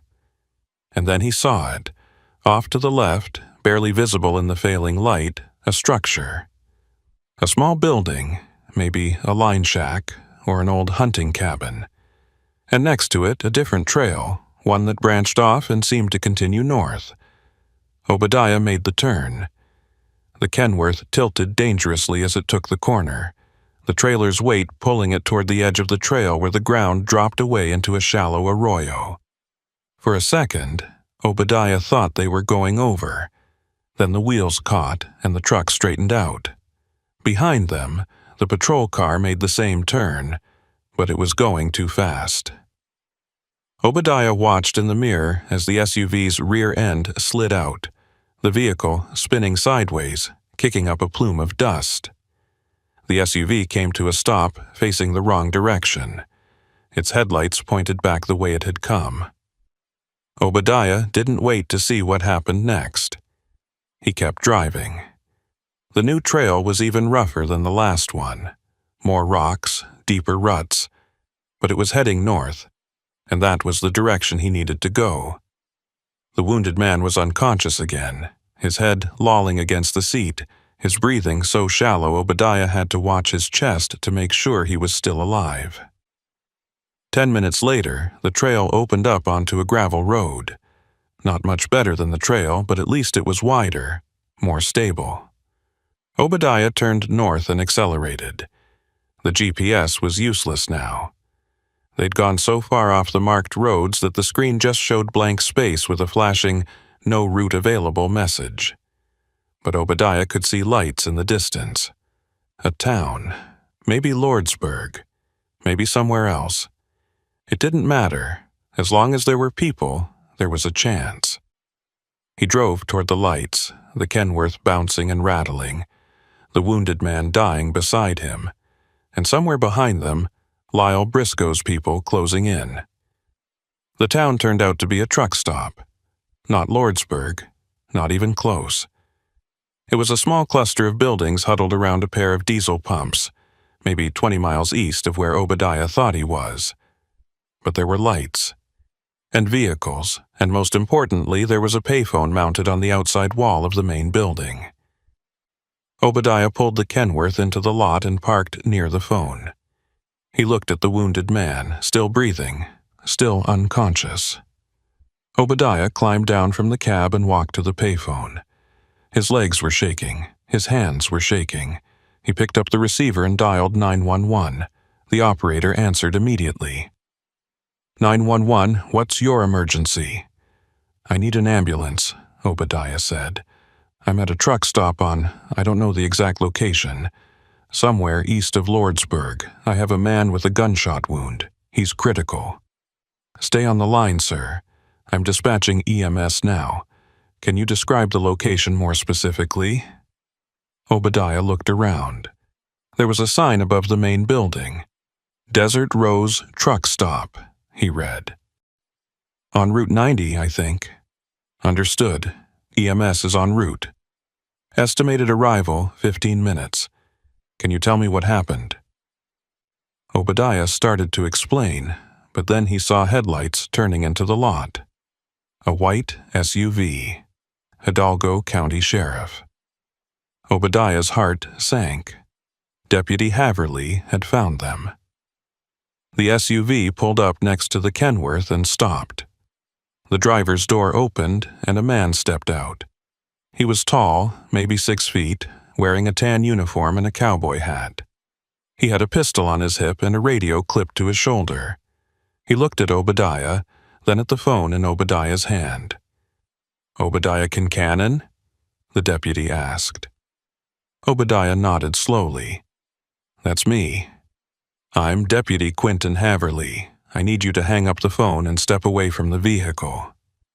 There's a man in my truck, Obadiah said. He's been shot. He needs help.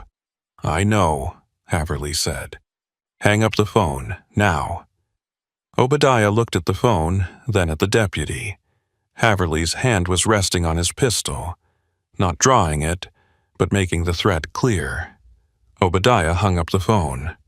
Step away from the truck, Haverly said again. Obadiah took a few steps back. His mind was racing. If Haverly worked for Briscoe, this was where it ended. No witnesses, no hospital, just 2 bodies left in the desert. But Haverly didn't draw his weapon. Instead, he walked past Obadiah to the Kenworth and looked inside the cab. He saw the wounded man and muttered something under his breath. This the guy Briscoe's looking for? Haverly asked.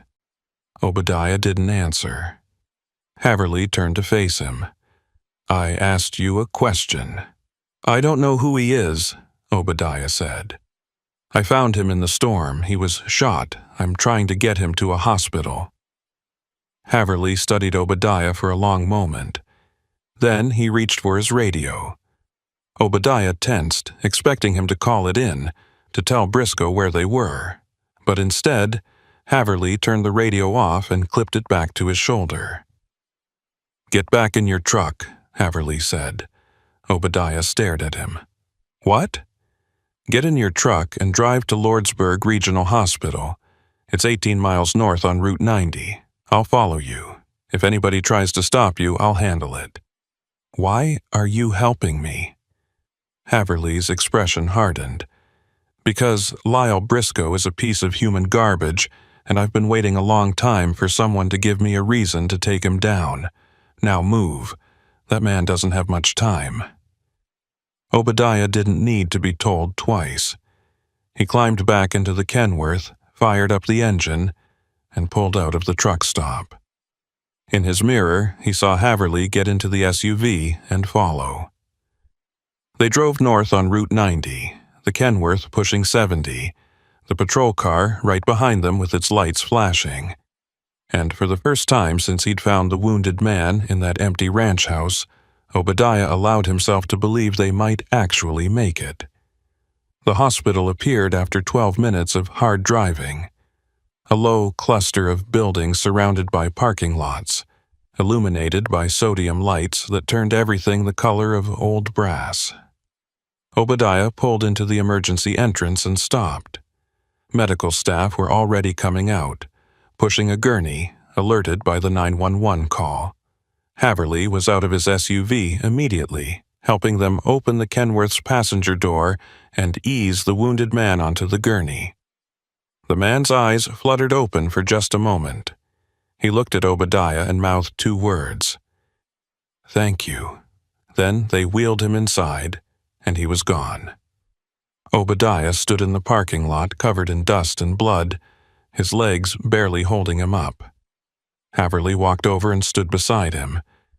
"You did good," Haverly said. "That man would be dead if it wasn't for you." "Who is he?" Obadiah asked. "His name's not important. What's important is what he knows. And now that he's in federal custody, he can talk." "Federal custody?" Haverly nodded. "I made some calls on the way here. DEA, Border Patrol. They've been investigating Briscoe for 2 years. This is the break they've been waiting for." Obadiah looked at the hospital. "What happens now?" "Now," Haverly said, "you go home. You forget this ever happened, and you let us handle Lyle Briscoe." Obadiah Kincannon sat in the hospital waiting room for 2 hours before anyone came to talk to him. The plastic chair was uncomfortable, and the fluorescent lights made everything look washed out and unreal. His clothes were still covered in dust and dried blood. Other people in the waiting room gave him wide berth, choosing seats on the opposite side of the room. He didn't blame them. He looked like he'd crawled out of a grave. Deputy Haverly had disappeared into the emergency department with the medical staff, and Obadiah hadn't seen him since. A nurse had taken Obadiah's statement, asked if he needed medical attention himself, and then left him alone with a cup of bad coffee and a clipboard full of forms he didn't know how to fill out. He didn't know the wounded man's name, didn't know his date of birth, or his social security number, or his insurance information. All he knew was that the man had been shot by Lyle Briscoe, and that somewhere out there in the New Mexico night, Briscoe was still looking for them both. At 9:47 p.m., a woman in scrubs came through the double doors that led to the treatment area. She was in her mid-40s with gray-streaked hair pulled back in a tight bun, and the kind of face that had seen too many emergencies to be shocked by anything anymore. She scanned the waiting room until her eyes found Obadiah. She walked over and sat down in the chair next to him. "You're the one who brought him in?" she asked. Her voice was flat, professional, with just a hint of exhaustion underneath. "Yes, ma'am," Obadiah said. "How is he?" "Alive. Barely. The bullet entered below his ribs, punctured his liver, and lodged near his spine. We've stabilized him for now, but he needs surgery. We're prepping an OR." She paused. "He's asking for you." Obadiah blinked. "Me?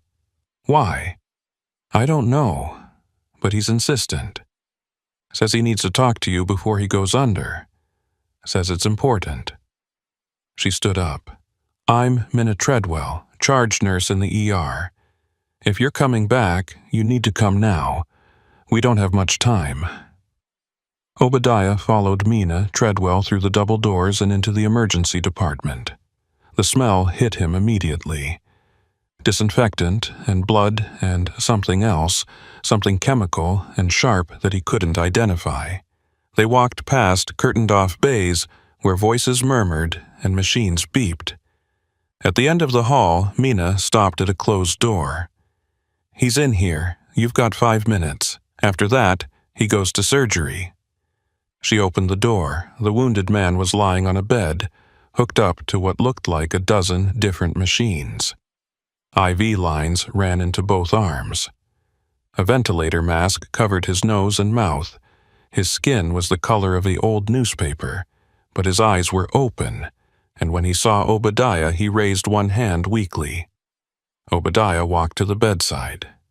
"Hey," he said, not knowing what else to say. The man pulled down the ventilator mask. His voice was so faint Obadiah had to lean in to hear it. "They're going to ask you questions. Federal agents. About what I told you, about the ranch." "I know," Obadiah said. "I'll tell them." "No."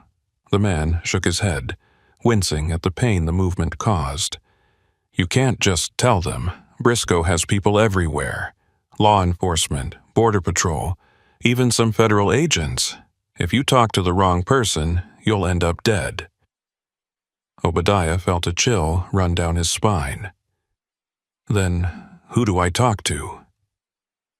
The man closed his eyes for a moment, gathering strength. "There's a woman, DEA agent. Her name is—" He stopped, coughing. Blood appeared at the corner of his mouth. Minna Treadwell stepped forward, checking the monitors. "We need to get him to surgery, now." "Wait," the man said, grabbing Obadiah's wrist with surprising strength. "Listen, the people at the ranch, the ones Briscoe is holding, they're not just waiting for transport.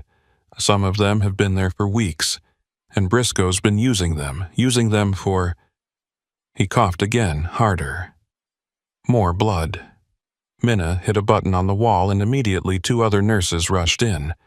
They started unhooking monitors, preparing to move the bed. "What's he been using them for?" Obadiah asked urgently. But the man's eyes had closed. His hand went slack. The nurses wheeled him out of the room at a run, Minna Treadwell following close behind, barking orders. Obadiah stood alone in the empty room, the smell of blood still hanging in the air, wondering what the hell he'd gotten himself into. He walked back to the waiting room. Deputy Haverly was there now, talking on his cell phone. When he saw Obadiah, he ended the call and walked over. "They're taking him to surgery?" Haverly asked. Obadiah nodded. "He said Briscoe has people inside law enforcement. Said I can't trust anyone." Haverly's jaw tightened. "He's not wrong. Briscoe's been paying off deputies and border agents for years. That's why we've never been able to touch him. Every time we get close, evidence disappears. Witnesses recant. It's like trying to grab smoke." "So what do I do?" Obadiah asked. "I can't just go home. Briscoe knows who I am. He knows where I live." Haverly looked around the waiting room, then gestured for Obadiah to follow him. They walked outside into the parking lot, away from the entrance, away from the lights.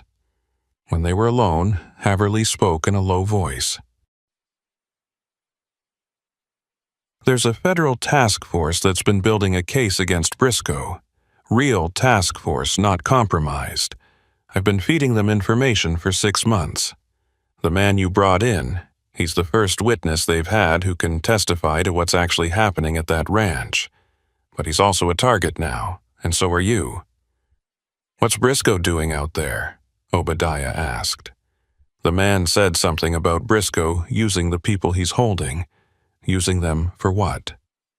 Haverly was quiet for a long moment. When he spoke, his voice was grim. "Organ harvesting." Obadiah felt like he'd been punched in the stomach. "What?" "The people who cross the border. The ones who get picked up and taken to Briscoe's ranch. Some of them never leave, not alive, anyway. Briscoe's been working with a network that traffics organs. Kidneys, mostly. Hearts, livers. They take them from people who won't be missed. People with no papers, no family in this country. People who are invisible."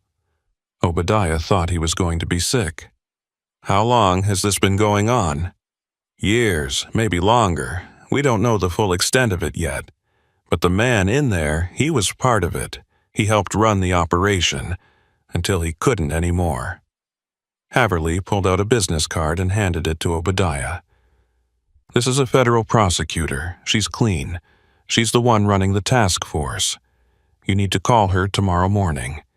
Tell her everything you saw, everything you heard. She'll protect you." Obadiah looked at the card. The name printed on it meant nothing to him.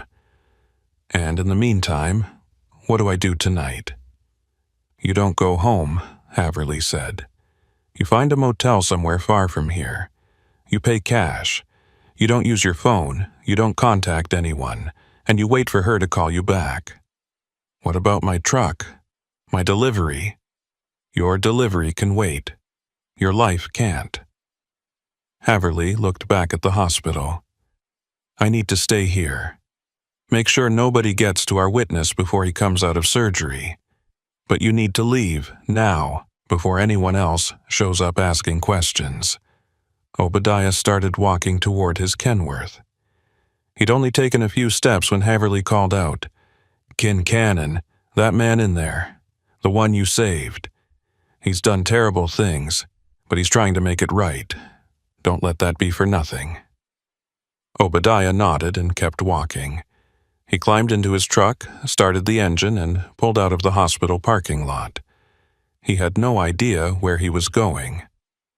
All he knew was that he needed to put distance between himself and Lordsburg. He drove west on Route 90, back the way he'd come, but he didn't take the turn toward NM9. Instead, he stayed on 90, heading toward Silver City. The night was clear now. The storm completely passed, and the stars overhead were so bright they looked artificial.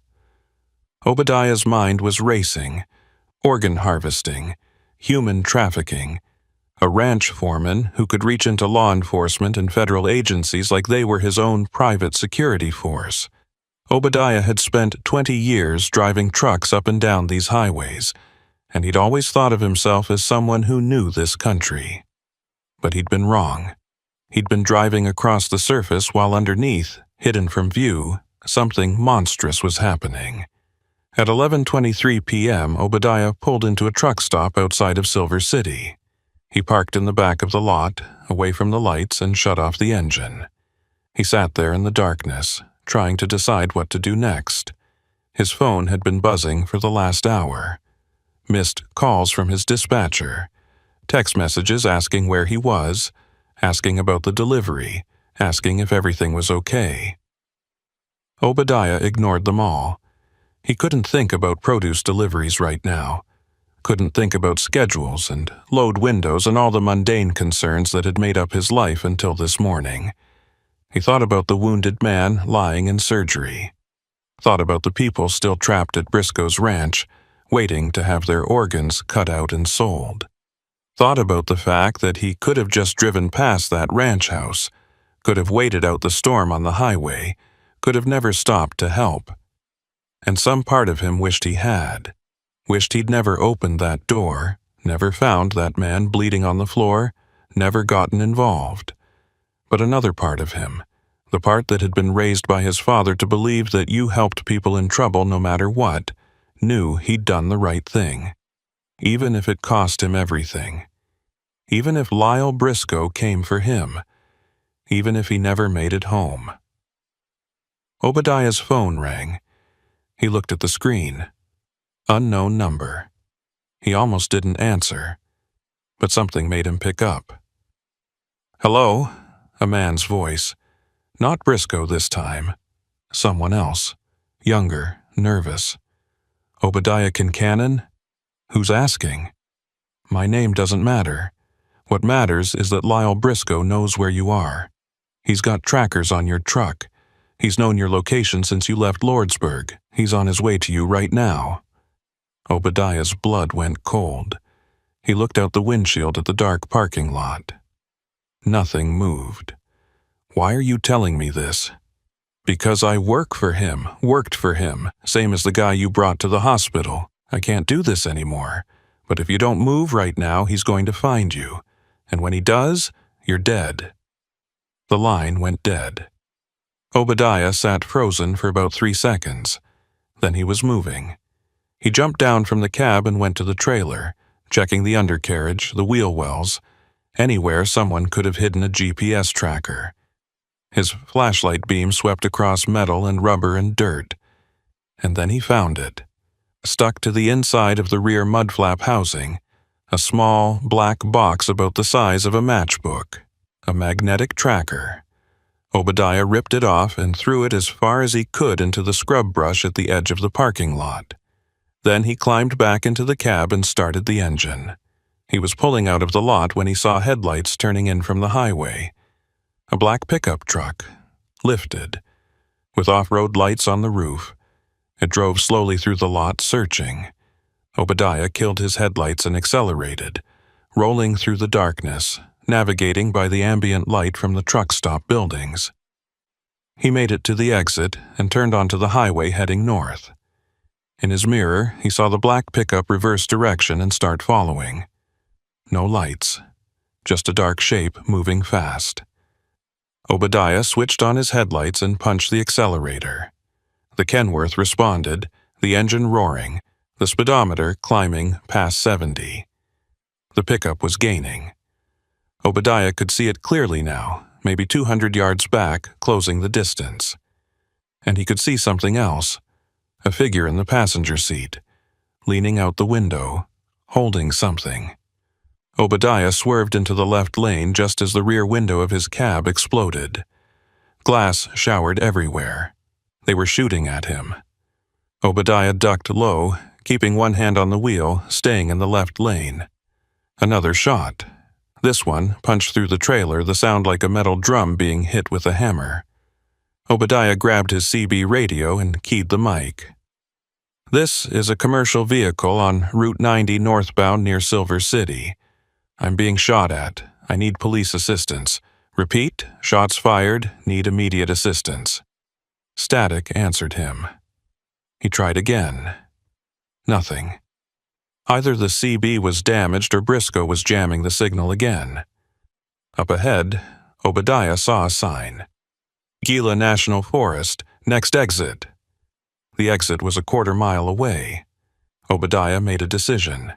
He took the exit, the Kenworth tilting dangerously as it took the turn at 60 miles per hour. The trailer swayed, the tires screaming, but it held. The black pickup took the same exit, now only 100 yards back. The road climbed into the foothills, narrow and winding, with steep drop-offs on the right side and sheer rock faces on the left. Not a place for a truck. Not a place for high-speed pursuit. But Obadiah didn't have a choice. He kept his foot on the accelerator, the Kenworth barely staying in its lane, the trailer fishtailing on every turn. Another shot. This one took out his passenger side mirror. Obadiah could hear the pickup's engine now, a high-pitched whine that meant it was redlining, pushing as hard as it could. He checked his driver's side mirror. The pickup was 50 yards back. And in the glow of the Kenworth's taillights, Obadiah could see the shooter clearly. It was a man, lean, wearing a cowboy hat, holding a rifle, and Obadiah knew with absolute certainty that it was Lyle Briscoe himself. The road ahead curved sharply to the left. Obadiah took the turn, the trailer scraping against the rock face, metal screaming against stone. The pickup took the turn tighter, gaining ground. 40 yards now. Briscoe leaned out the window and fired again. The shot hit the trailer's reefer unit, and immediately the temperature alarm started wailing. The refrigeration was damaged. Obadiah's entire load was going to spoil, but that was the least of his problems. The road straightened out briefly and Obadiah saw what lay ahead. A bridge. Old. Narrow. Wooden planks over a ravine. There were warning signs. Weight limit 10 tons.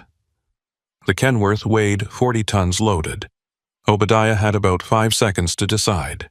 He could stop, get out, take his chances on foot, or he could trust that the bridge was stronger than the sign claimed, that some engineer had built in a safety margin, that maybe, just maybe, the bridge would hold. Obadiah didn't slow down. The Kenworth hit the bridge at 40 miles per hour. The wooden planks groaned, some cracked. Obadiah could feel the entire structure flexing under the weight, could hear the support beams protesting. But the bridge held. Behind him, the black pickup hit the bridge at full speed, and the bridge, weakened by the Kenworth's passage, collapsed. Obadiah saw it in his mirror. The pickup's front wheels dropped through broken planks. The truck pitched forward, nose-diving, the rear end flipping over. It tumbled into the ravine, disappearing into the darkness below. There was a moment of silence, then a distant crash, then nothing. Obadiah stopped the Kenworth on the far side of the bridge and sat there, breathing hard, his hands shaking on the wheel. He looked back at the broken bridge. No movement. No lights. No sign of anyone climbing out of the wreckage. Lyle Briscoe was gone. Obadiah picked up his phone and dialed 911. This time, when the operator answered, he told her everything. The police came 40 minutes later. State troopers, local sheriff's deputies, even a helicopter that swept the ravine with a searchlight looking for survivors. Obadiah sat in his Kenworth, engine off, watching the emergency vehicles arrive one after another, their lights turning the night into a strobing carnival of red and blue. A trooper took his statement. Then another trooper asked the same questions. Then a detective arrived and asked everything all over again. Obadiah told them the truth. About the dust storm. About finding the wounded man. About Lyle Briscoe and the ranch and the GPS tracker. About the pursuit and the shooting and the bridge. He showed them the bullet holes in his truck. Showed them where the rear window had been blown out. Showed them the damaged reefer unit that was still wailing its alarm into the night. The detective listened to everything without interrupting. When Obadiah was finished, the detective closed his notebook and said, "You're lucky to be alive, Mr. Kincannon." Obadiah didn't feel lucky. He felt exhausted and scared and like he'd aged 10 years in the last 12 hours. They brought a tow truck to move Obadiah's Kenworth off the damaged bridge approach. The driver, a man in his 60s with oil-stained coveralls, shook his head as he hooked up the chains. "This bridge has been condemned for 2 years," he said. "State was supposed to tear it down last summer. Guess they never got around to it." Obadiah looked at the sagging structure, at the gaps where planks had fallen through, at the support beams that looked like they were held together by rust and prayer. He'd driven across that, at 40 miles per hour, with a 40-ton load. The fact that he was still alive didn't seem real. The detective came back around 2:15 a.m. "We found the vehicle," he said, "at the bottom of the ravine. It's pretty mangled. Fire department is working on extracting the occupants now." "Are they alive?" Obadiah asked. The detective's expression was unreadable. "We don't know yet, but even if they are, they're in bad shape." He paused. "The vehicle is registered to a ranch about 60 miles south of here. The Circle Cross Ranch. Ever heard of it?" Obadiah shook his head. "That's Lyle Briscoe's ranch," the detective said. "Or it was. Looks like we're going to have a lot of questions for Mr. Briscoe, assuming he makes it." They let Obadiah go at 3:30 a.m.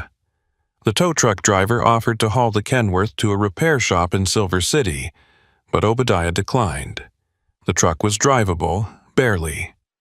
The rear window was gone and the reefer unit was dead, which meant his entire load of produce was spoiling, but the engine ran and the wheels turned, and that was all Obadiah cared about right now.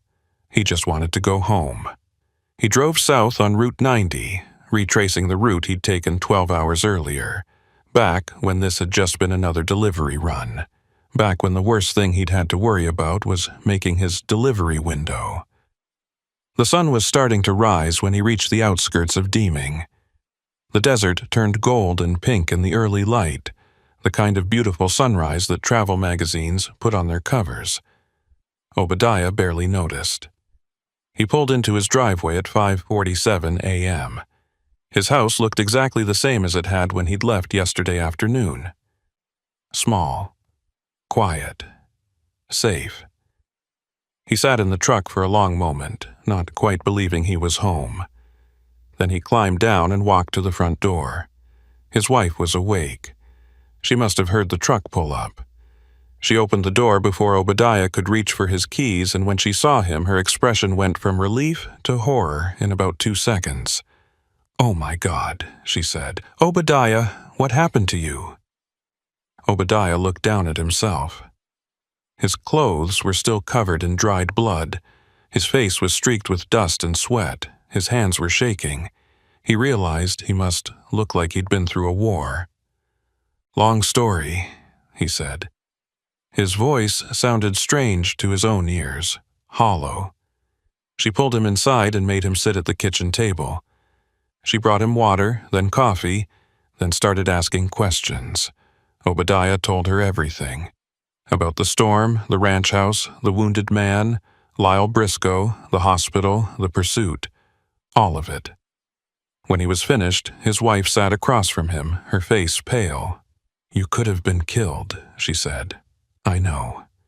You could have just kept driving. You didn't have to stop at that ranch. You didn't have to help that man. I know that too." She reached across the table and took his hand. "But you did, because that's who you are." Obadiah squeezed her hand but didn't say anything. He didn't feel like a hero. He felt like someone who'd stumbled into something terrible and barely crawled out alive. His phone rang. Obadiah looked at the screen. Unknown number. He almost didn't answer, but his wife nodded at him. He picked up. "Hello." "Mr. Kincannon, this is Minna Treadwell, from Lordsburg Regional Hospital. I'm calling about the patient you brought in last night." Obadiah sat up straighter. "How is he?" "He made it through surgery. He's in ICU now, stable but critical. He's asking for you again." Obadiah closed his eyes. "What does he want?" "He says he needs to tell you something. Something he didn't get to say before. The doctors say he might not make it through the next 24 hours. If you want to talk to him, you should come soon." Obadiah looked at his wife. She was watching him with an expression he couldn't quite read. "I'll be there in 2 hours," he said. He ended the call. His wife stood up. "I'm coming with you." Obadiah started to protest, but she cut him off. "Don't argue. You're not driving back to Lordsburg by yourself, not after everything that just happened." They took her car, a 10-year-old Honda Accord that felt strangely normal after the chaos of the night before. Obadiah sat in the passenger seat and watched the desert roll past. His wife drove in silence for the first hour, then said, "Do you think they'll catch the others? The people who worked with Briscoe?" "I don't know," Obadiah said. "The detective said there's a federal task force investigating. Maybe they'll get them. And if they don't?" Obadiah didn't have an answer for that. They reached Lordsburg at 8:15 a.m. The hospital looked different in daylight. Less menacing. Just another building in a small town where bad things sometimes happened. Minna Treadwell met them in the ICU waiting room. She looked like she'd been working all night, her scrubs rumpled, her eyes tired. But she managed a small smile when she saw Obadiah. "He's awake," she said, "but he's very weak. You'll only have a few minutes." She led them down a hallway to a room with a closed door. "Your wife will need to wait here," Minna said. "Only one visitor at a time in ICU." Obadiah's wife nodded and squeezed his arm. "I'll be right here." Obadiah followed Minna into the room. The wounded man looked even worse than he had the night before. His skin was gray, his lips cracked and dry. Tubes and wires ran from his body to machines that beeped and hummed. But his eyes were open, and when he saw Obadiah, he tried to smile. "You came," the man whispered. Obadiah walked to the bedside. "The nurse said you wanted to talk to me." The man nodded weakly. "I need to tell you, before I die, about the ranch." "The police know about the ranch," Obadiah said. "They're investigating." "You don't have to—" "No," the man interrupted. "You don't understand. The ranch isn't the only place. Briscoe was just one part of a network. There are others, other ranches, other people running the same operation. If Briscoe is dead, they'll just find someone else to take his place." Obadiah felt his stomach sink. "How many others?" "I don't know. Dozens, maybe. Spread out across New Mexico, Arizona, Texas, everywhere along the border." The man coughed, a wet, painful sound. "That's why I needed to tell you. Because if something happens to me, someone needs to know. Someone needs to keep pushing, keep investigating." Mina Treadwell stepped forward, checking the monitors. "His blood pressure is dropping. We need to wrap this up." The man grabbed Obadiah's wrist. His grip was surprisingly strong. "Promise me," he said. "Promise me you'll tell them, the federal agents. Tell them about the network. Don't let this die with me." "I promise," Obadiah said. The man released his grip and closed his eyes. "Good, that's good." His breathing became more labored. The monitors started beeping faster. Minna ushered Obadiah out of the room. "He needs to rest now. We'll call you if there's any change." Obadiah walked back to the waiting room where his wife was sitting. She stood up when she saw him. "What did he say?" "That it's bigger than we thought. Bigger than just one ranch, bigger than just Briscoe." She took his hand. "Then we tell someone. The police, the FBI, whoever will listen."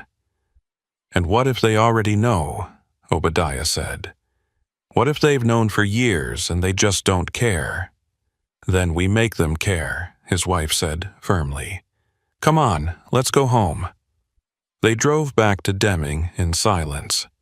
Obadiah stared out the window, thinking about everything the wounded man had said, about the network, about the other ranches, about the people who were still out there, trapped, waiting to be exploited. He thought about the fact that he was just a truck driver, that he had no power, no connections, no way to make anyone listen to him. But he also thought about the fact that he'd saved one man's life. That one man was now talking to federal investigators, telling them everything he knew. And maybe that was enough. Maybe that was all anyone could do. Save one person. Tell one truth. And hope that it mattered. They reached Deming at 10:30 a.m.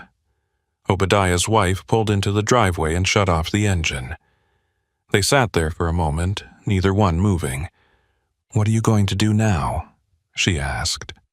Obadiah looked at his house, at his truck parked in the driveway, damaged and blood-stained, at the life he'd built over 2 decades that suddenly felt fragile and temporary. "I'm going to fix my truck," he said. "And then I'm going to make a phone call." 3 days later, Obadiah sat in a federal building in Las Cruces, talking to 2 FBI agents and a prosecutor from the Department of Justice. He told them everything. About the wounded man, about Lyle Briscoe, about the ranch and the network and everything he'd seen and heard. The agents listened without interrupting, taking notes, recording everything. When Obadiah was finished, the prosecutor leaned forward. "Mr. Kincannon, what you've told us corroborates information we've been gathering for months. The man you rescued, he's been cooperating fully. Between his testimony and yours, we have enough to start making arrests." "What about Briscoe?" Obadiah asked. "Is he alive?" The prosecutor exchanged a glance with one of the agents. "Lyle Briscoe died 2 days ago, never regained consciousness after the crash, but we've identified several of his associates. We're moving on them now." Obadiah felt something loosen in his chest. Relief, maybe, or just exhaustion. "What happens to me now?" Nothing, the prosecutor said. You go back to your life, you drive your truck. You forget this ever happened, we'll handle it from here. But Obadiah couldn't forget. Over the next few weeks, he tried to return to normal. He got his truck repaired, filed an insurance claim for the damaged load, started taking runs again. But every time he drove past that stretch of NM9, every time he saw a ranch house sitting alone in the desert, he thought about what might be happening inside. He thought about the people who were invisible, who crossed borders looking for a better life, and ended up trapped in nightmares they couldn't escape. And he thought about the wounded man, whose name he still didn't know, who was recovering in a federal medical facility somewhere, preparing to testify. 1 month after the incident, Obadiah got a call from Minna Treadwell. I thought you'd want to know, she said. The patient you brought in. He asked me to pass along a message. What is it? He said to tell you thank you, and that he's going to make sure what he knows counts for something. Obadiah thanked her and ended the call. He stood in his driveway looking out at the desert that stretched away in all directions. Somewhere out there, federal agents were raiding ranches, arresting people, shutting down the network. And it had all started because Obadiah Kincannon had pulled off the highway during a dust storm and decided to help a stranger. 2 months later, the news broke. Headlines about a major human trafficking and organ harvesting ring being dismantled across the Southwest. Dozens of arrests. Hundreds of victims freed. The articles didn't mention Obadiah's name, which was fine with him.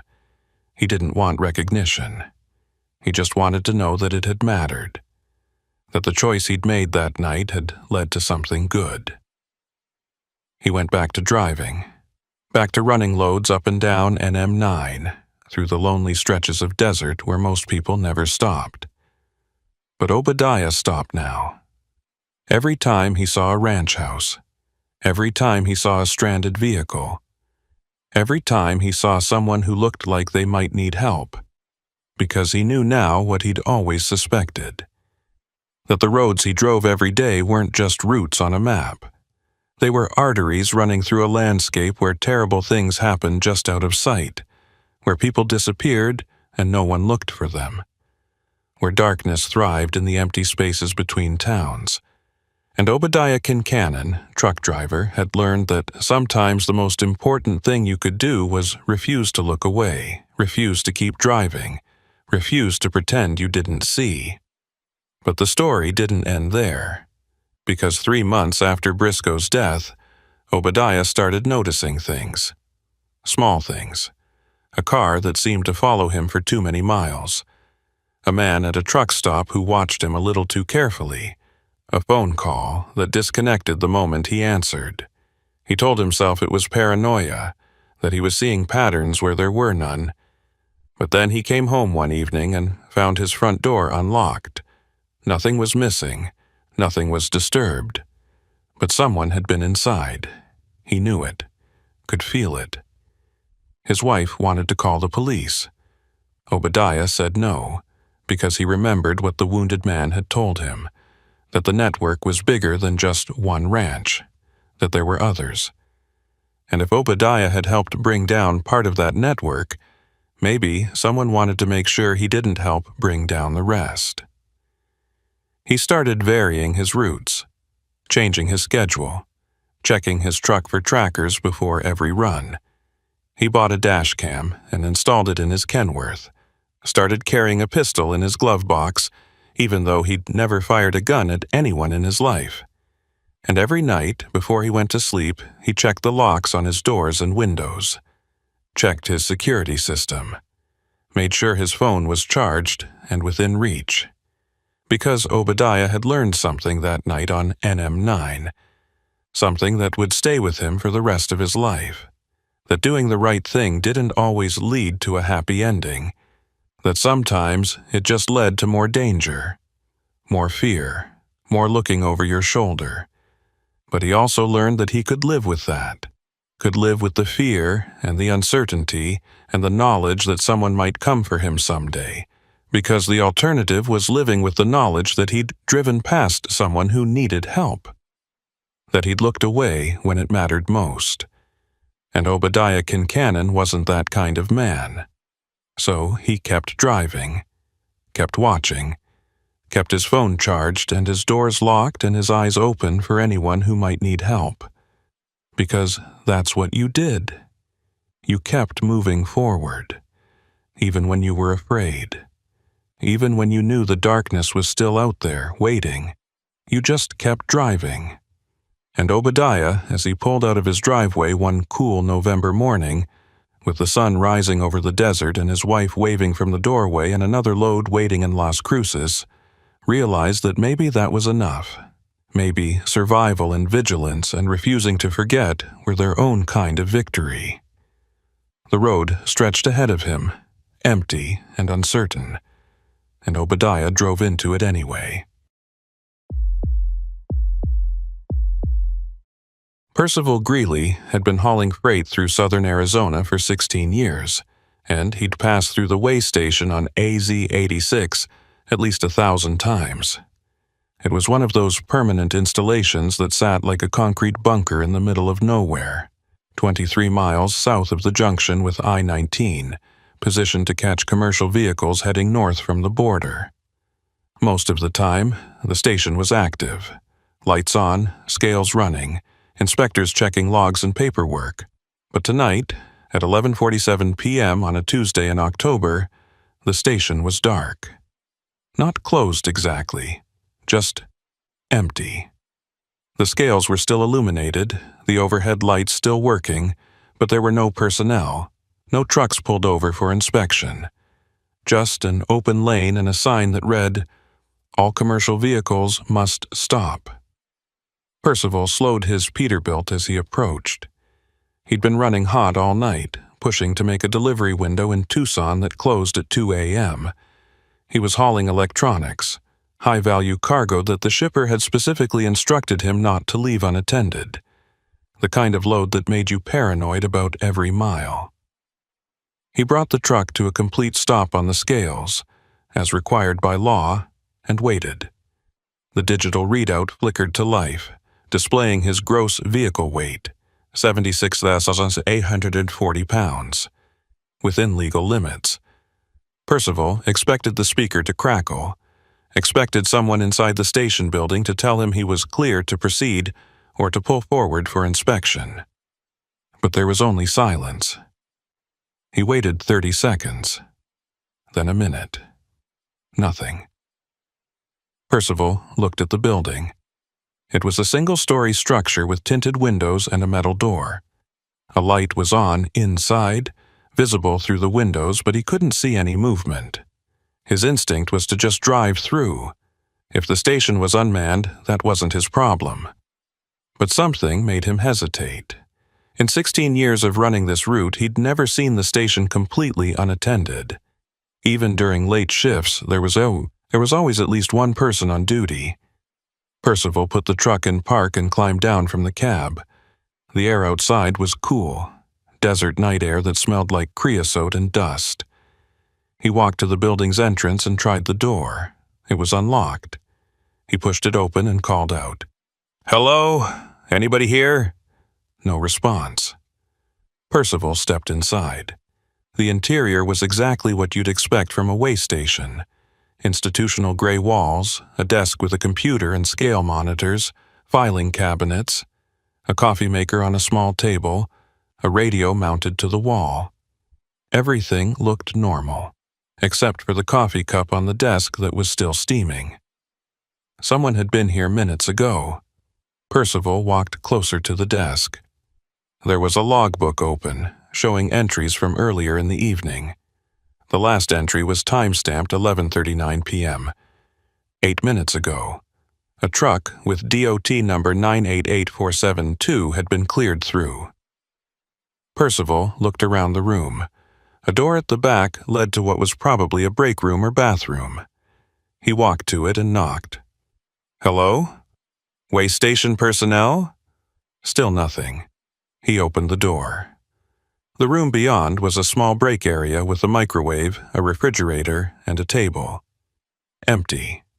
Percival returned to the main room and noticed something he'd missed before. On the floor, near the desk, were drag marks, fresh ones, like someone had dragged something heavy across the tile, leaving faint streaks of dirt.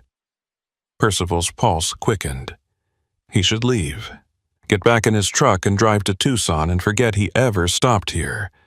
But he couldn't shake the feeling that something was very wrong. He walked back outside and scanned the parking area.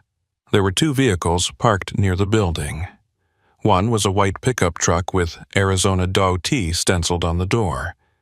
The other was a silver sedan, newer model, no markings. Percival walked to the pickup first. The doors were locked. He shined his flashlight through the window. Nothing unusual inside. Work gloves on the seat, a thermos in the cup holder, paperwork on the dashboard. He moved to the sedan, also locked. But when he shined his flashlight inside, he saw something that made him stop. On the passenger seat was a manila folder, the kind used for official documents, and clipped to the folder was a photograph. Percival pressed his face closer to the window, trying to get a better look.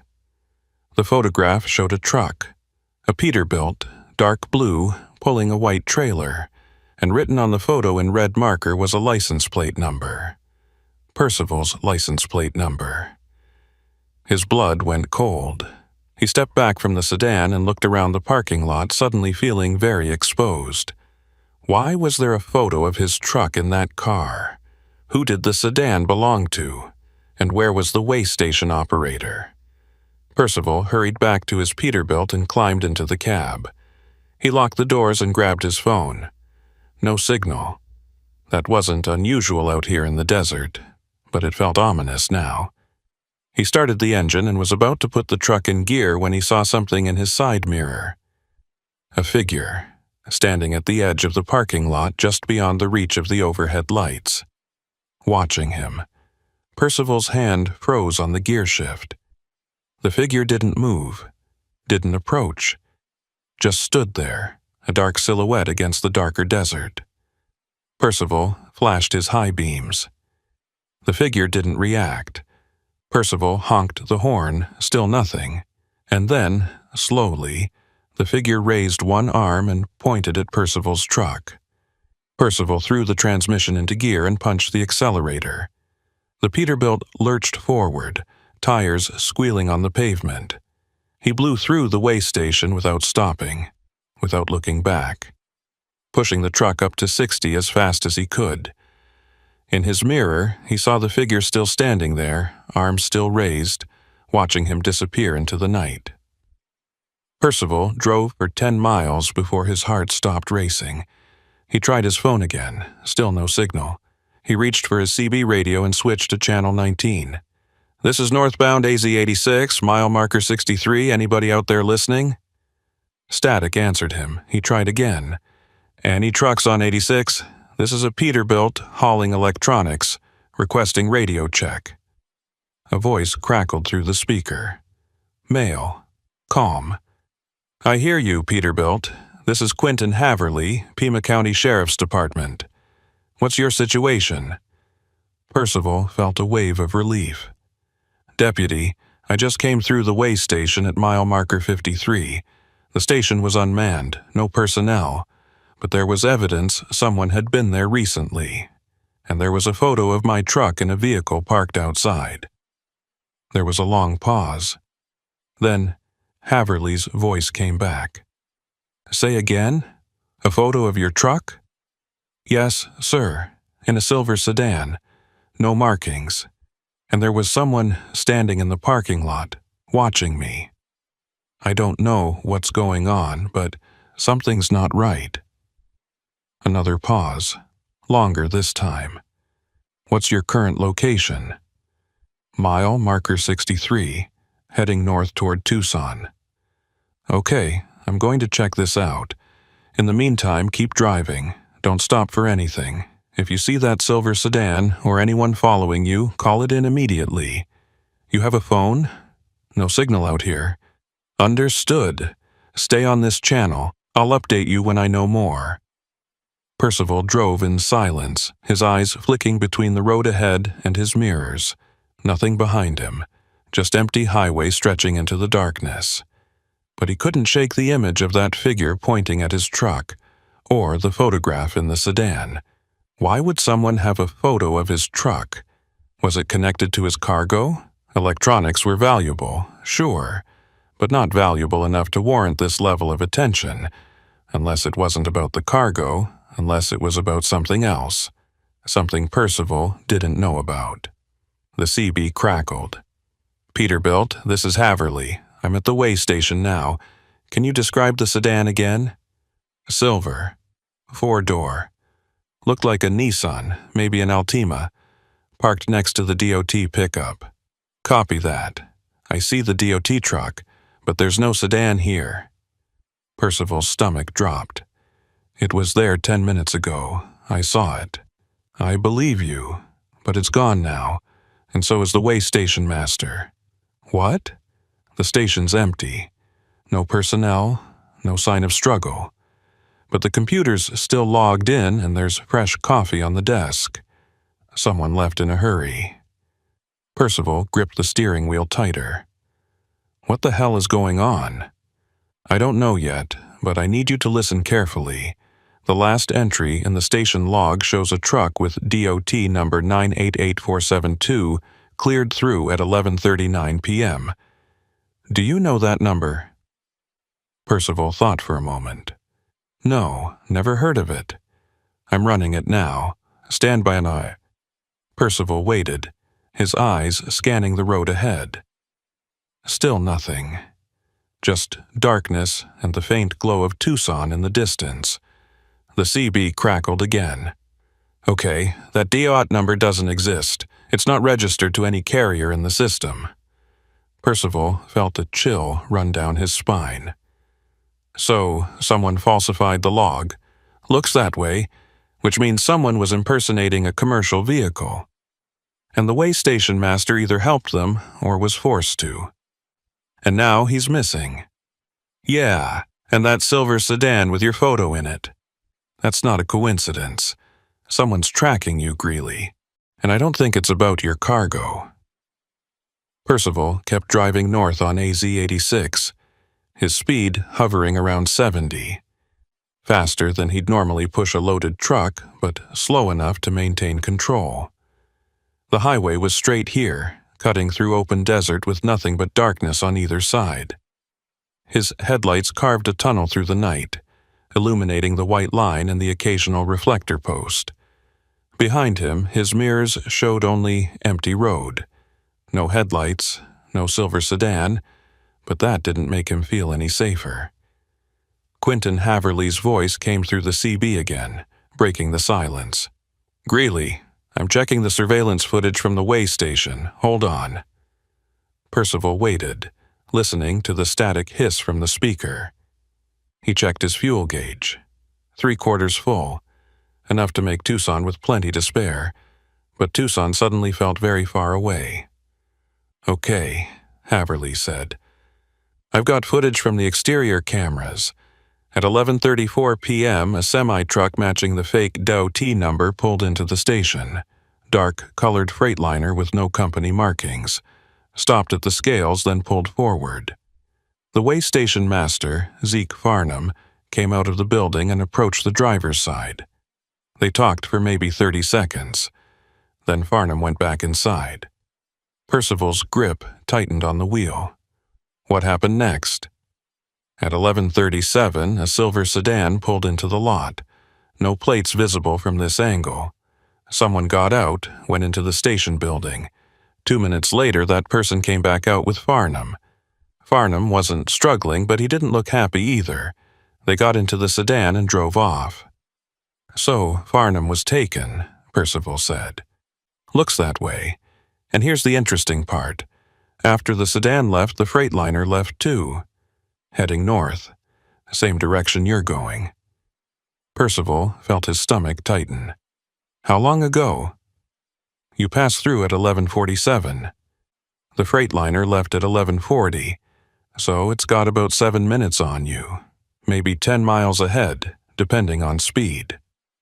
Percival did the math in his head. If the Freightliner was running at highway speed, it would be somewhere between mile marker 70 and 75 right now. Percival was at mile marker 68. "What do you want me to do?" Percival asked. "Keep driving, but stay alert. If you see that Freightliner, don't approach it. Don't try to pass it. Just fall back and let me know. I've got backup units rolling now." Percival switched on his high beams and pushed his speed up to 75. The Peterbilt responded smoothly, the engine settling into a steady roar. He scanned the road ahead, looking for taillights. Nothing yet. The CB crackled again, but this time it wasn't Haverly. It was a different voice. Older, rougher. "Percival Greeley, you're making a mistake." Percival grabbed the mic. "Who is this?" "Someone who knows what you're carrying, and it's not electronics." Percival's mouth went dry. "I don't know what you're talking about." "Yes, you do. Check your trailer. Really check it. Then you'll understand why we need to have a conversation." The voice cut out. Percival tried to respond, but got only static. He switched channels. Tried to raise Haverly again. Nothing. The radio was dead. Percival's mind raced. What was the voice talking about? He'd loaded the trailer himself, watched the pallets being secured, verified the manifest. Electronics. Computer components. Routers and switches destined for a tech company in Tucson. Nothing unusual, nothing illegal, but the voice had sounded certain, too certain. Percival saw a sign ahead. "Rest area 2 miles." He made a decision. He needed to check the trailer, needed to know what he was really carrying. He took the exit and pulled into the rest area.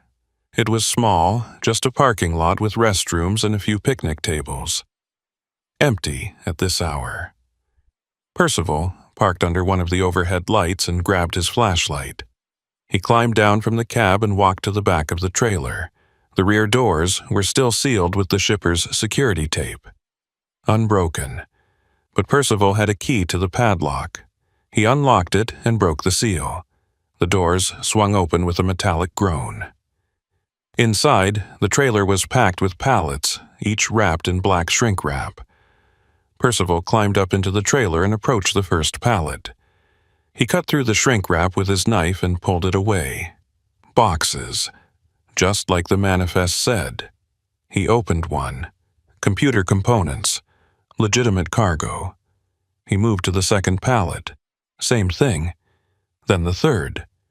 But when he reached the fourth pallet near the back of the trailer, something felt wrong.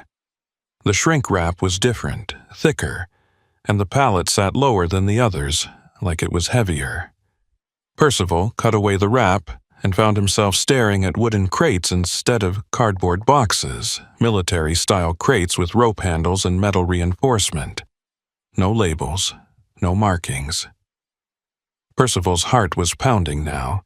He pried open the lid of one crate with his knife. Inside, nestled in foam padding, were bricks of something wrapped in plastic. White powder. Percival didn't need to be an expert to know what he was looking at. Drugs. He was carrying drugs hidden among legitimate cargo. Someone had set him up. He stepped back from the crate, his mind reeling. How long had this been in his trailer? Had it been loaded in the same warehouse where he'd picked up the electronics? Or had someone added it later, at a truck stop or rest area when he wasn't watching? And more importantly, who knew about it? The voice on the CB had known. The people in the silver sedan had known. That's why they had his photo. That's why they were tracking him. Percival jumped down from the trailer and ran to the cab. He needed to call the police, turn himself in, explain that he didn't know, that he'd been used as a mule. But before he could grab his phone, he saw headlights pulling into the rest area. The silver sedan. It stopped 20 yards away, engine idling. The driver's door opened and someone stepped out. A man, tall, wearing a dark jacket. He walked toward Percival slowly, hands visible, non-threatening. "Mr. Greeley," the man said. His voice was the same one from the CB radio. "We need to talk." Percival backed toward his truck. "I don't know who you are, but I'm calling the police." "That would be a mistake. The police won't help you. In fact, they're part of the problem." Percival stopped. "What?" The man was closer now, maybe 10 feet away. Percival could see his face in the light from the overhead lamps. Mid-50s, weathered skin, the kind of face that had spent time in the desert. "The load you're carrying wasn't placed there by accident. It was done with the cooperation of certain individuals in law enforcement. People who are supposed to stop this kind of thing, but instead they facilitate it."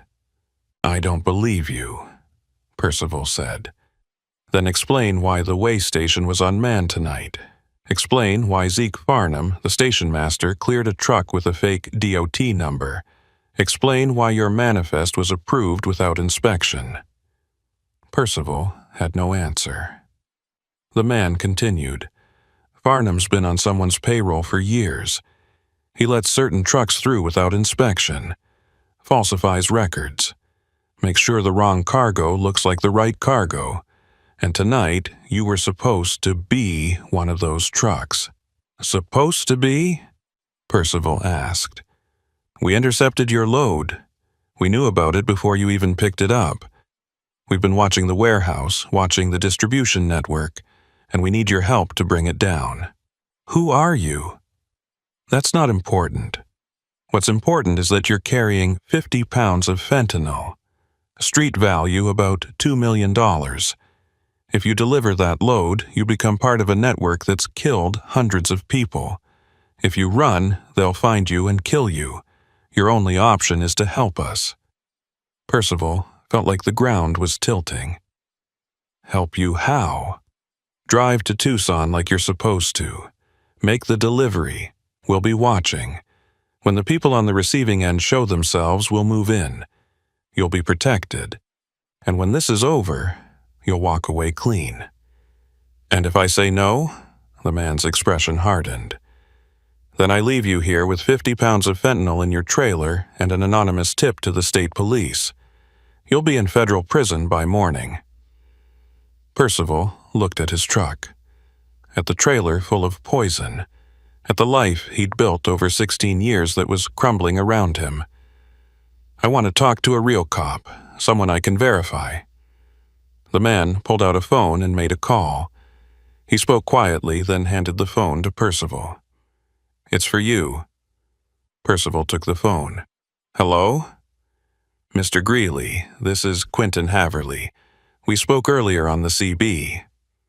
Percival recognized the voice. "Deputy Haverly?" "That's right. I'm part of a task force investigating drug trafficking along the AZ-86 corridor. The man you're talking to is one of our assets. He's telling you the truth. We need your cooperation." "How do I know this isn't a setup?" Percival asked. "You don't? But consider your options. Help us, and this ends tonight. Refuse, and you're facing federal trafficking charges. Your choice." The line went dead. Percival handed the phone back to the man. "What do I have to do?" The man smiled. It wasn't a warm smile. "Get back in your truck, drive to Tucson, make the delivery at the address on your manifest. Act normal. We'll handle the rest." Percival climbed into his cab, his hands shaking. He started the engine and pulled out of the rest area. In his mirror, he saw the silver sedan following at a distance. And Percival Greeley drove into the night, carrying poison, surrounded by people he didn't trust, heading toward a destination he didn't want to reach. Tucson appeared on the horizon at 1:14 a.m., a sprawl of lights against the black desert sky. Percival had been driving for 90 minutes since the rest area encounter, and every mile felt like driving deeper into a trap. The silver sedan had followed him for the first 20 miles. then disappeared. But Percival knew they were still watching. Probably multiple vehicles now, coordinating, staying out of sight. The address on his manifest led him to an industrial park on the south side of the city. Rows of identical warehouses, most of them dark at this hour. Number 2847 was near the back of the complex. A metal building with a roll-up door and a single light above the entrance. No company name. No signs. Just a number stenciled on the door. Percival pulled his Peterbilt into the lot and stopped about 50 yards from the building. His hands were sweating on the steering wheel. He looked at his phone. Still no signal, or maybe it had been jammed. He reached for his CB radio, but before he could key the mic, it crackled to life. Greeley. It was the man from the rest area. Park in front of the building. Back your trailer up to the loading dock. When someone comes out, act normal, make small talk, sign whatever paperwork they give you. We need them to confirm receipt before we move in. Percival keyed the mic. Where's Haverly? I want to talk to the deputy. Haverly's busy. Just do what I told you. How do I know you're really law enforcement? How do I know this isn't just you stealing the drugs? There was a long pause. Then the voice came back. Harder now.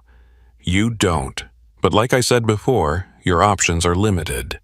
Now park the truck. The radio went dead. Percival sat there for a moment, considering his choices. He could refuse, drive away. But where would he go with 50 pounds of fentanyl in his trailer?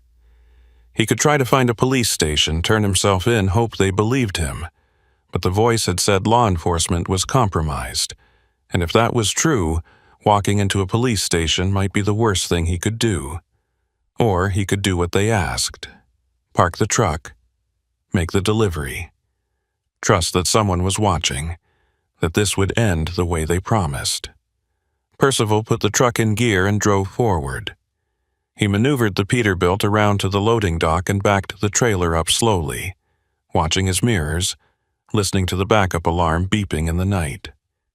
When the trailer was flush against the dock, he set the parking brake and shut off the engine. The sudden silence was deafening. He sat in the cab, waiting. 2 minutes passed, then 5. Then the roll-up door began to rise with a metallic screech.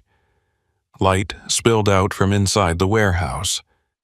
Percival could see figures moving in the brightness. 3 men, maybe 4. One of them walked to the driver's side of the Peterbilt and knocked on the window. Percival rolled it down. The man was young, maybe 30, with a shaved head and tattoos crawling up his neck. He smiled, but it didn't reach his eyes. You Greeley? Percival nodded. That's me. You're late. Window closed 20 minutes ago. I got held up at a way station. Had to wait for an inspector who never showed. The man studied Percival's face.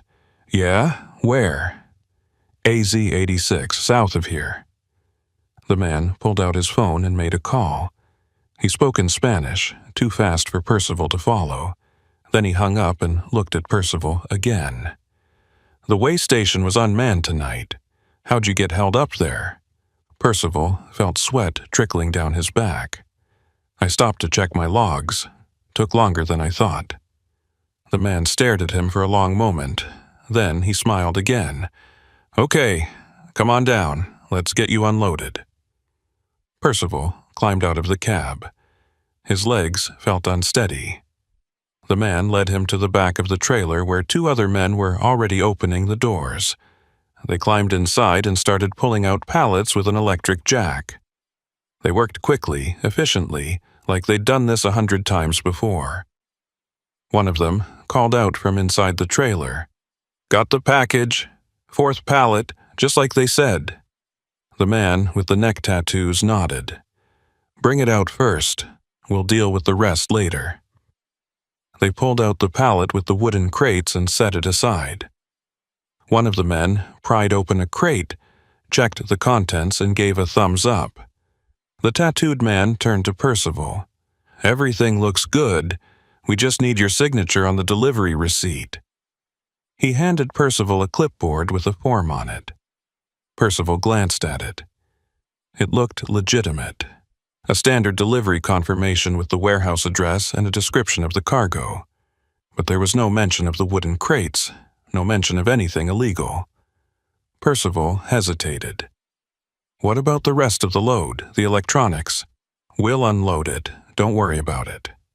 "I need a full accounting. My company requires—" The tattooed man stepped closer. "Your company doesn't need to know anything except that you made your delivery. Sign the form, Greeley." Percival signed. His hand was shaking so badly the signature barely looked like his own. The tattooed man took the clipboard and handed Percival a copy. "You're free to go. We'll finish up here." Percival started to walk back to his truck. He'd only taken a few steps when he heard it. The sound of vehicles approaching fast, tires screeching, engines roaring. He spun around and saw them. 3 black SUVs with no lights, converging on the warehouse from different directions. They slammed to a stop and men in tactical gear poured out. Federal agents, DEA markings on their vests. The men at the warehouse scattered. The one with the neck tattoos dropped the clipboard and ran for a side door. One of the other men pulled a gun. There was shouting. Commands to get on the ground. Then gunfire. Percival dove behind his truck, hitting the pavement hard, his ears ringing from the shots. He couldn't see what was happening, could only hear the chaos. More shouting, more gunfire, footsteps running, engines revving.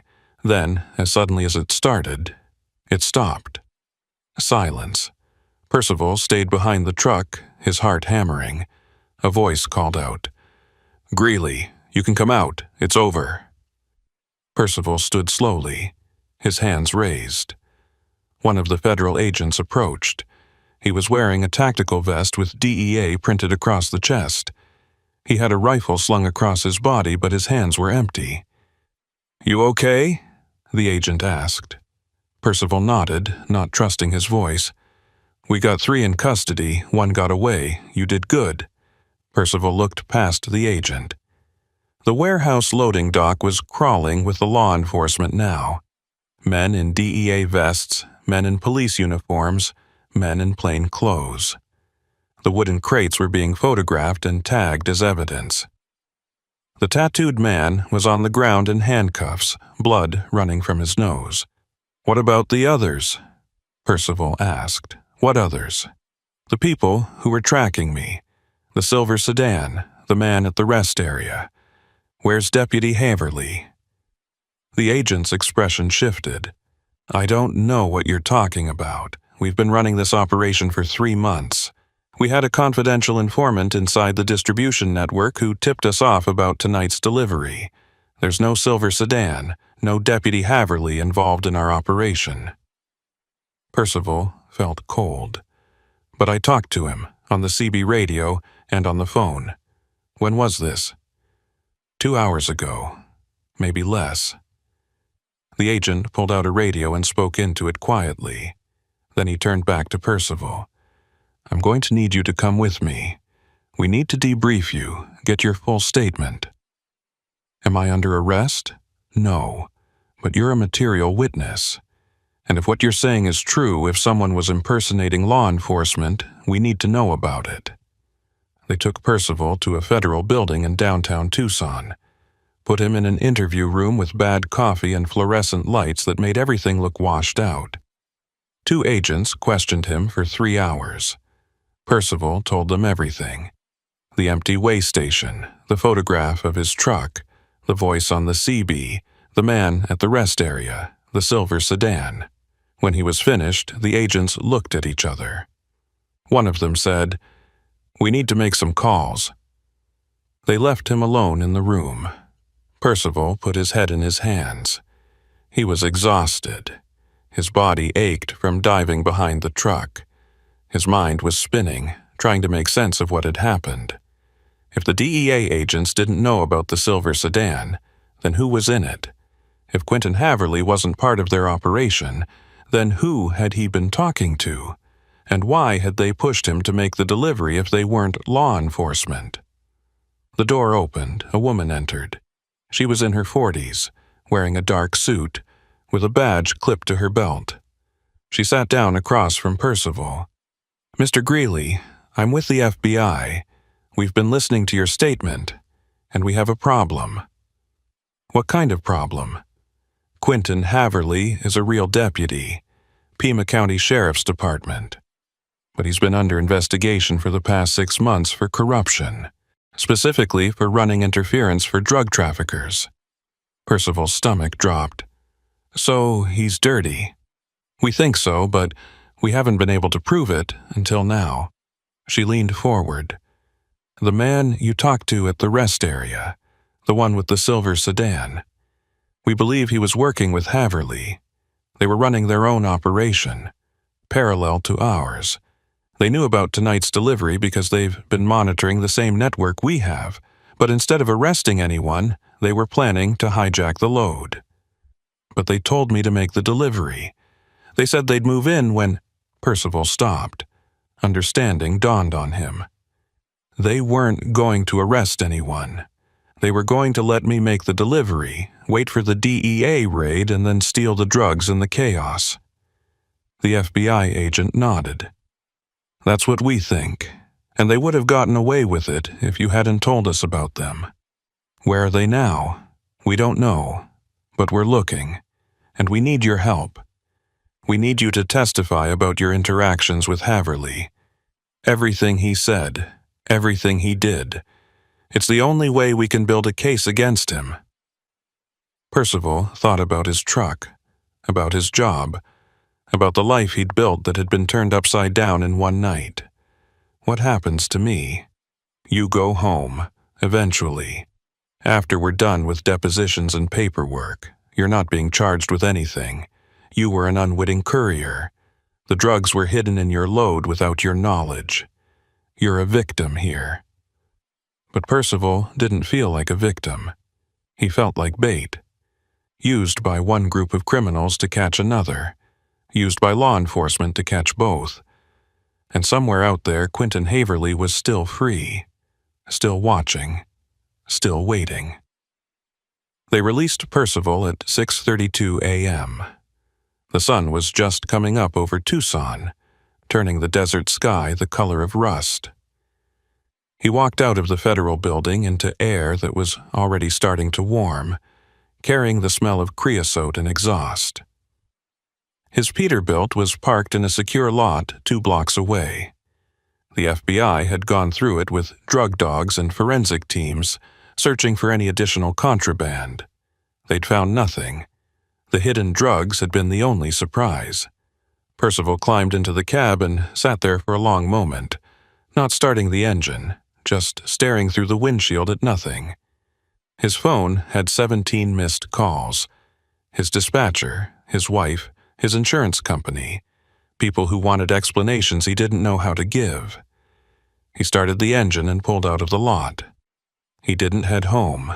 Not yet. Instead, he drove south on I-19, back toward the border, back toward AZ-86. He told himself he was just curious, that he wanted to see the way station in daylight, wanted to understand what had happened there. But the truth was darker. He needed to see it because some part of him still couldn't believe it was real. He reached the way station at 7:45 a.m. In daylight, it looked completely ordinary, just a concrete building beside the highway with scales and a small parking area.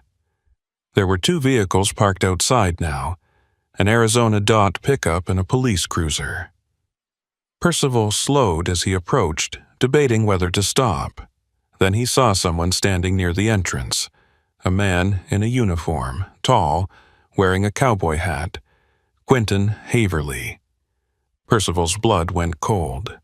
Haverly was just standing there, arms crossed, watching the highway, watching for someone, maybe watching for Percival. Percival's instinct was to accelerate, to blow past the station and keep driving, but something made him slow down instead, made him pull onto the shoulder 100 yards past the station. He put the truck in park and sat there, engine idling, trying to decide what to do.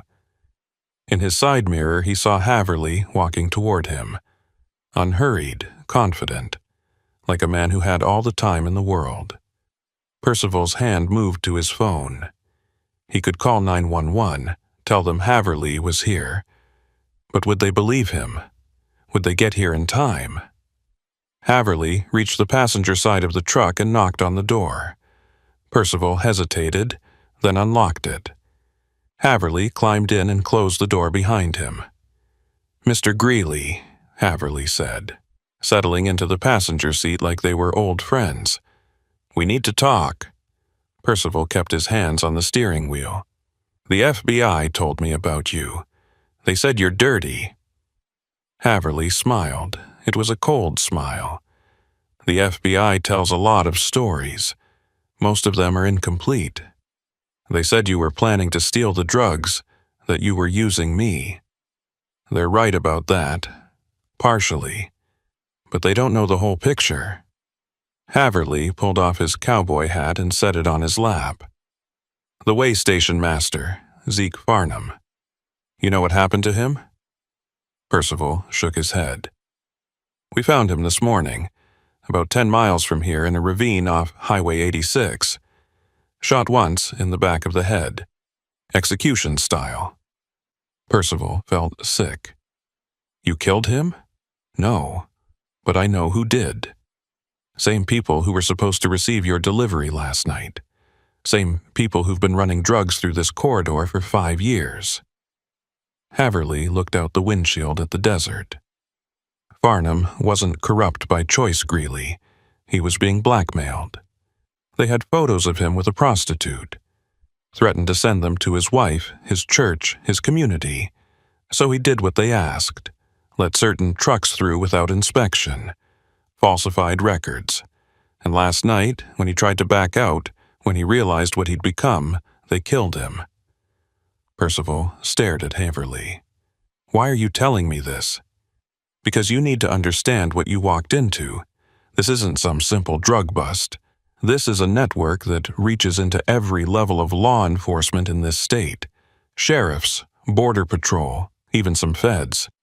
People who are supposed to stop this but instead make sure it runs smoothly. And you're one of them," Percival said.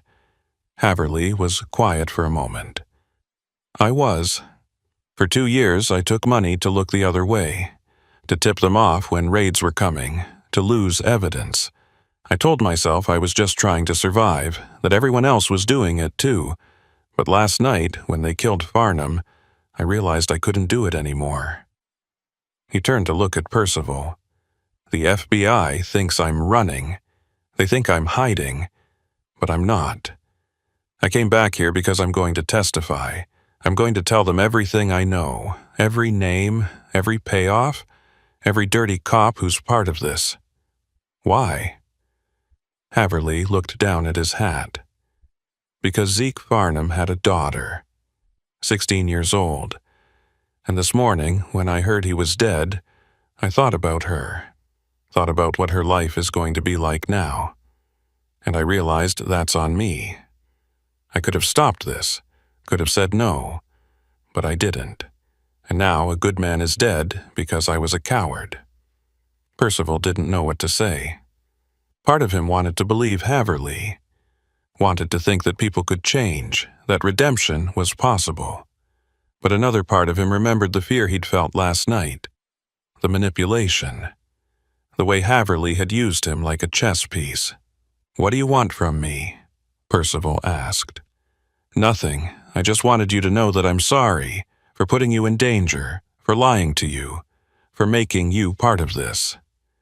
Haverly opened the door and climbed out. He put his cowboy hat back on and looked at Percival through the open door. "You should go home, Greeley. Forget this happened. Live your life. Because this world, the one I've been living in, it'll eat you alive if you let it." Haverly closed the door and walked back toward the way station. Percival watched him go, then put the truck in gear and pulled back onto the highway. He drove north, away from the border, away from the way station, away from everything that had happened in the last 12 hours. but he couldn't shake the image of Haverly standing there alone in the morning sun, waiting to turn himself in. Couldn't shake the thought of Zeke Farnham lying in a ravine, killed for trying to do the right thing too late. Percival made it home by noon. His wife was waiting on the porch. She ran to him as he climbed down from the truck, wrapped her arms around him, held him tight. "I was so worried," she said. "The dispatcher said you were involved in some kind of police operation. Said they'd confiscated your load. What happened?" Percival held her for a long moment before answering. Then he told her everything. About the way station, the drugs hidden in his trailer, the raid, the FBI, Quentin Haverly. When he was finished, she pulled back and looked at him. "Are you in trouble?" "No, the FBI said I'm clear. I didn't know about the drugs. I'm just a witness now." "A witness to what?" "To how deep this goes. To how many people are involved." His wife was quiet, processing. Then she said, "What are you going to do?" Percival thought about that. About Haverly's words. About going home and forgetting and living his life. But he also thought about Zeke Farnham's daughter. About all the other people who'd been hurt by this network. About the fact that silence was a kind of complicity. "I'm going to testify," Percival said. "I'm going to tell them everything I saw, everything I heard, and then I'm going to hope it matters." Over the next 3 weeks, Percival gave his deposition to the FBI. He told them about the photograph in the silver sedan, about the man at the rest area, about his conversations with Haverly. The FBI confirmed that Haverly had turned himself in the same day Percival saw him at the way station. He was cooperating fully, providing names and evidence that was leading to dozens of arrests across Arizona and New Mexico. Zeke Farnham's murder was still unsolved, but the FBI said they had leads. The local news ran stories about the bust, about the corruption investigation, about the network that had operated for years, right under everyone's noses. They didn't mention Percival by name, which he was grateful for. He didn't want to be famous, didn't want to be known as the trucker who'd accidentally carried drugs and helped bring down a corrupt deputy. He just wanted to go back to work, to drive his routes and make his deliveries and live a quiet life. But something had changed. Now, when Percival drove through southern Arizona, when he passed through way stations and rest areas and small desert towns, he saw things differently. Saw the spaces where darkness could hide. Saw how easy it was for good people to be compromised. Saw how a single choice, a moment of weakness or fear, could lead to destruction. He thought about this one night as he drove south on AZ 86, approaching the way station where it had all started. It was almost midnight. The station was open this time, lights on, a new operator manning the scales. Percival pulled in and stopped on the scales. A man came out of the building. Not Zeke Farnham. Someone new. Someone who didn't know what had happened here. The man checked Percival's paperwork, verified his weight, and waved him through. Normal procedure. No drama, no hidden drugs, no corrupt deputies, just a routine stop. Percival drove away, continuing south into the desert. But as he checked his mirrors, he saw something that made him slow down. A figure standing in the darkness near the way station building, just beyond the reach of the lights, watching him. Percival couldn't see the figure's face, couldn't tell if it was a man or a woman, couldn't tell if it was real or just a trick of shadows. But it was there, standing still, arms at its sides, and as Percival watched in his mirror, the figure raised one arm, pointed at his truck, just like that first night. Percival's heart started pounding. He accelerated, pushing the Peterbilt up to 70, putting distance between himself and the way station. He grabbed his CB radio, keyed the mic. "This is northbound 86. "Did anyone else just pass the way station at mile 53? Static answered him. He tried again.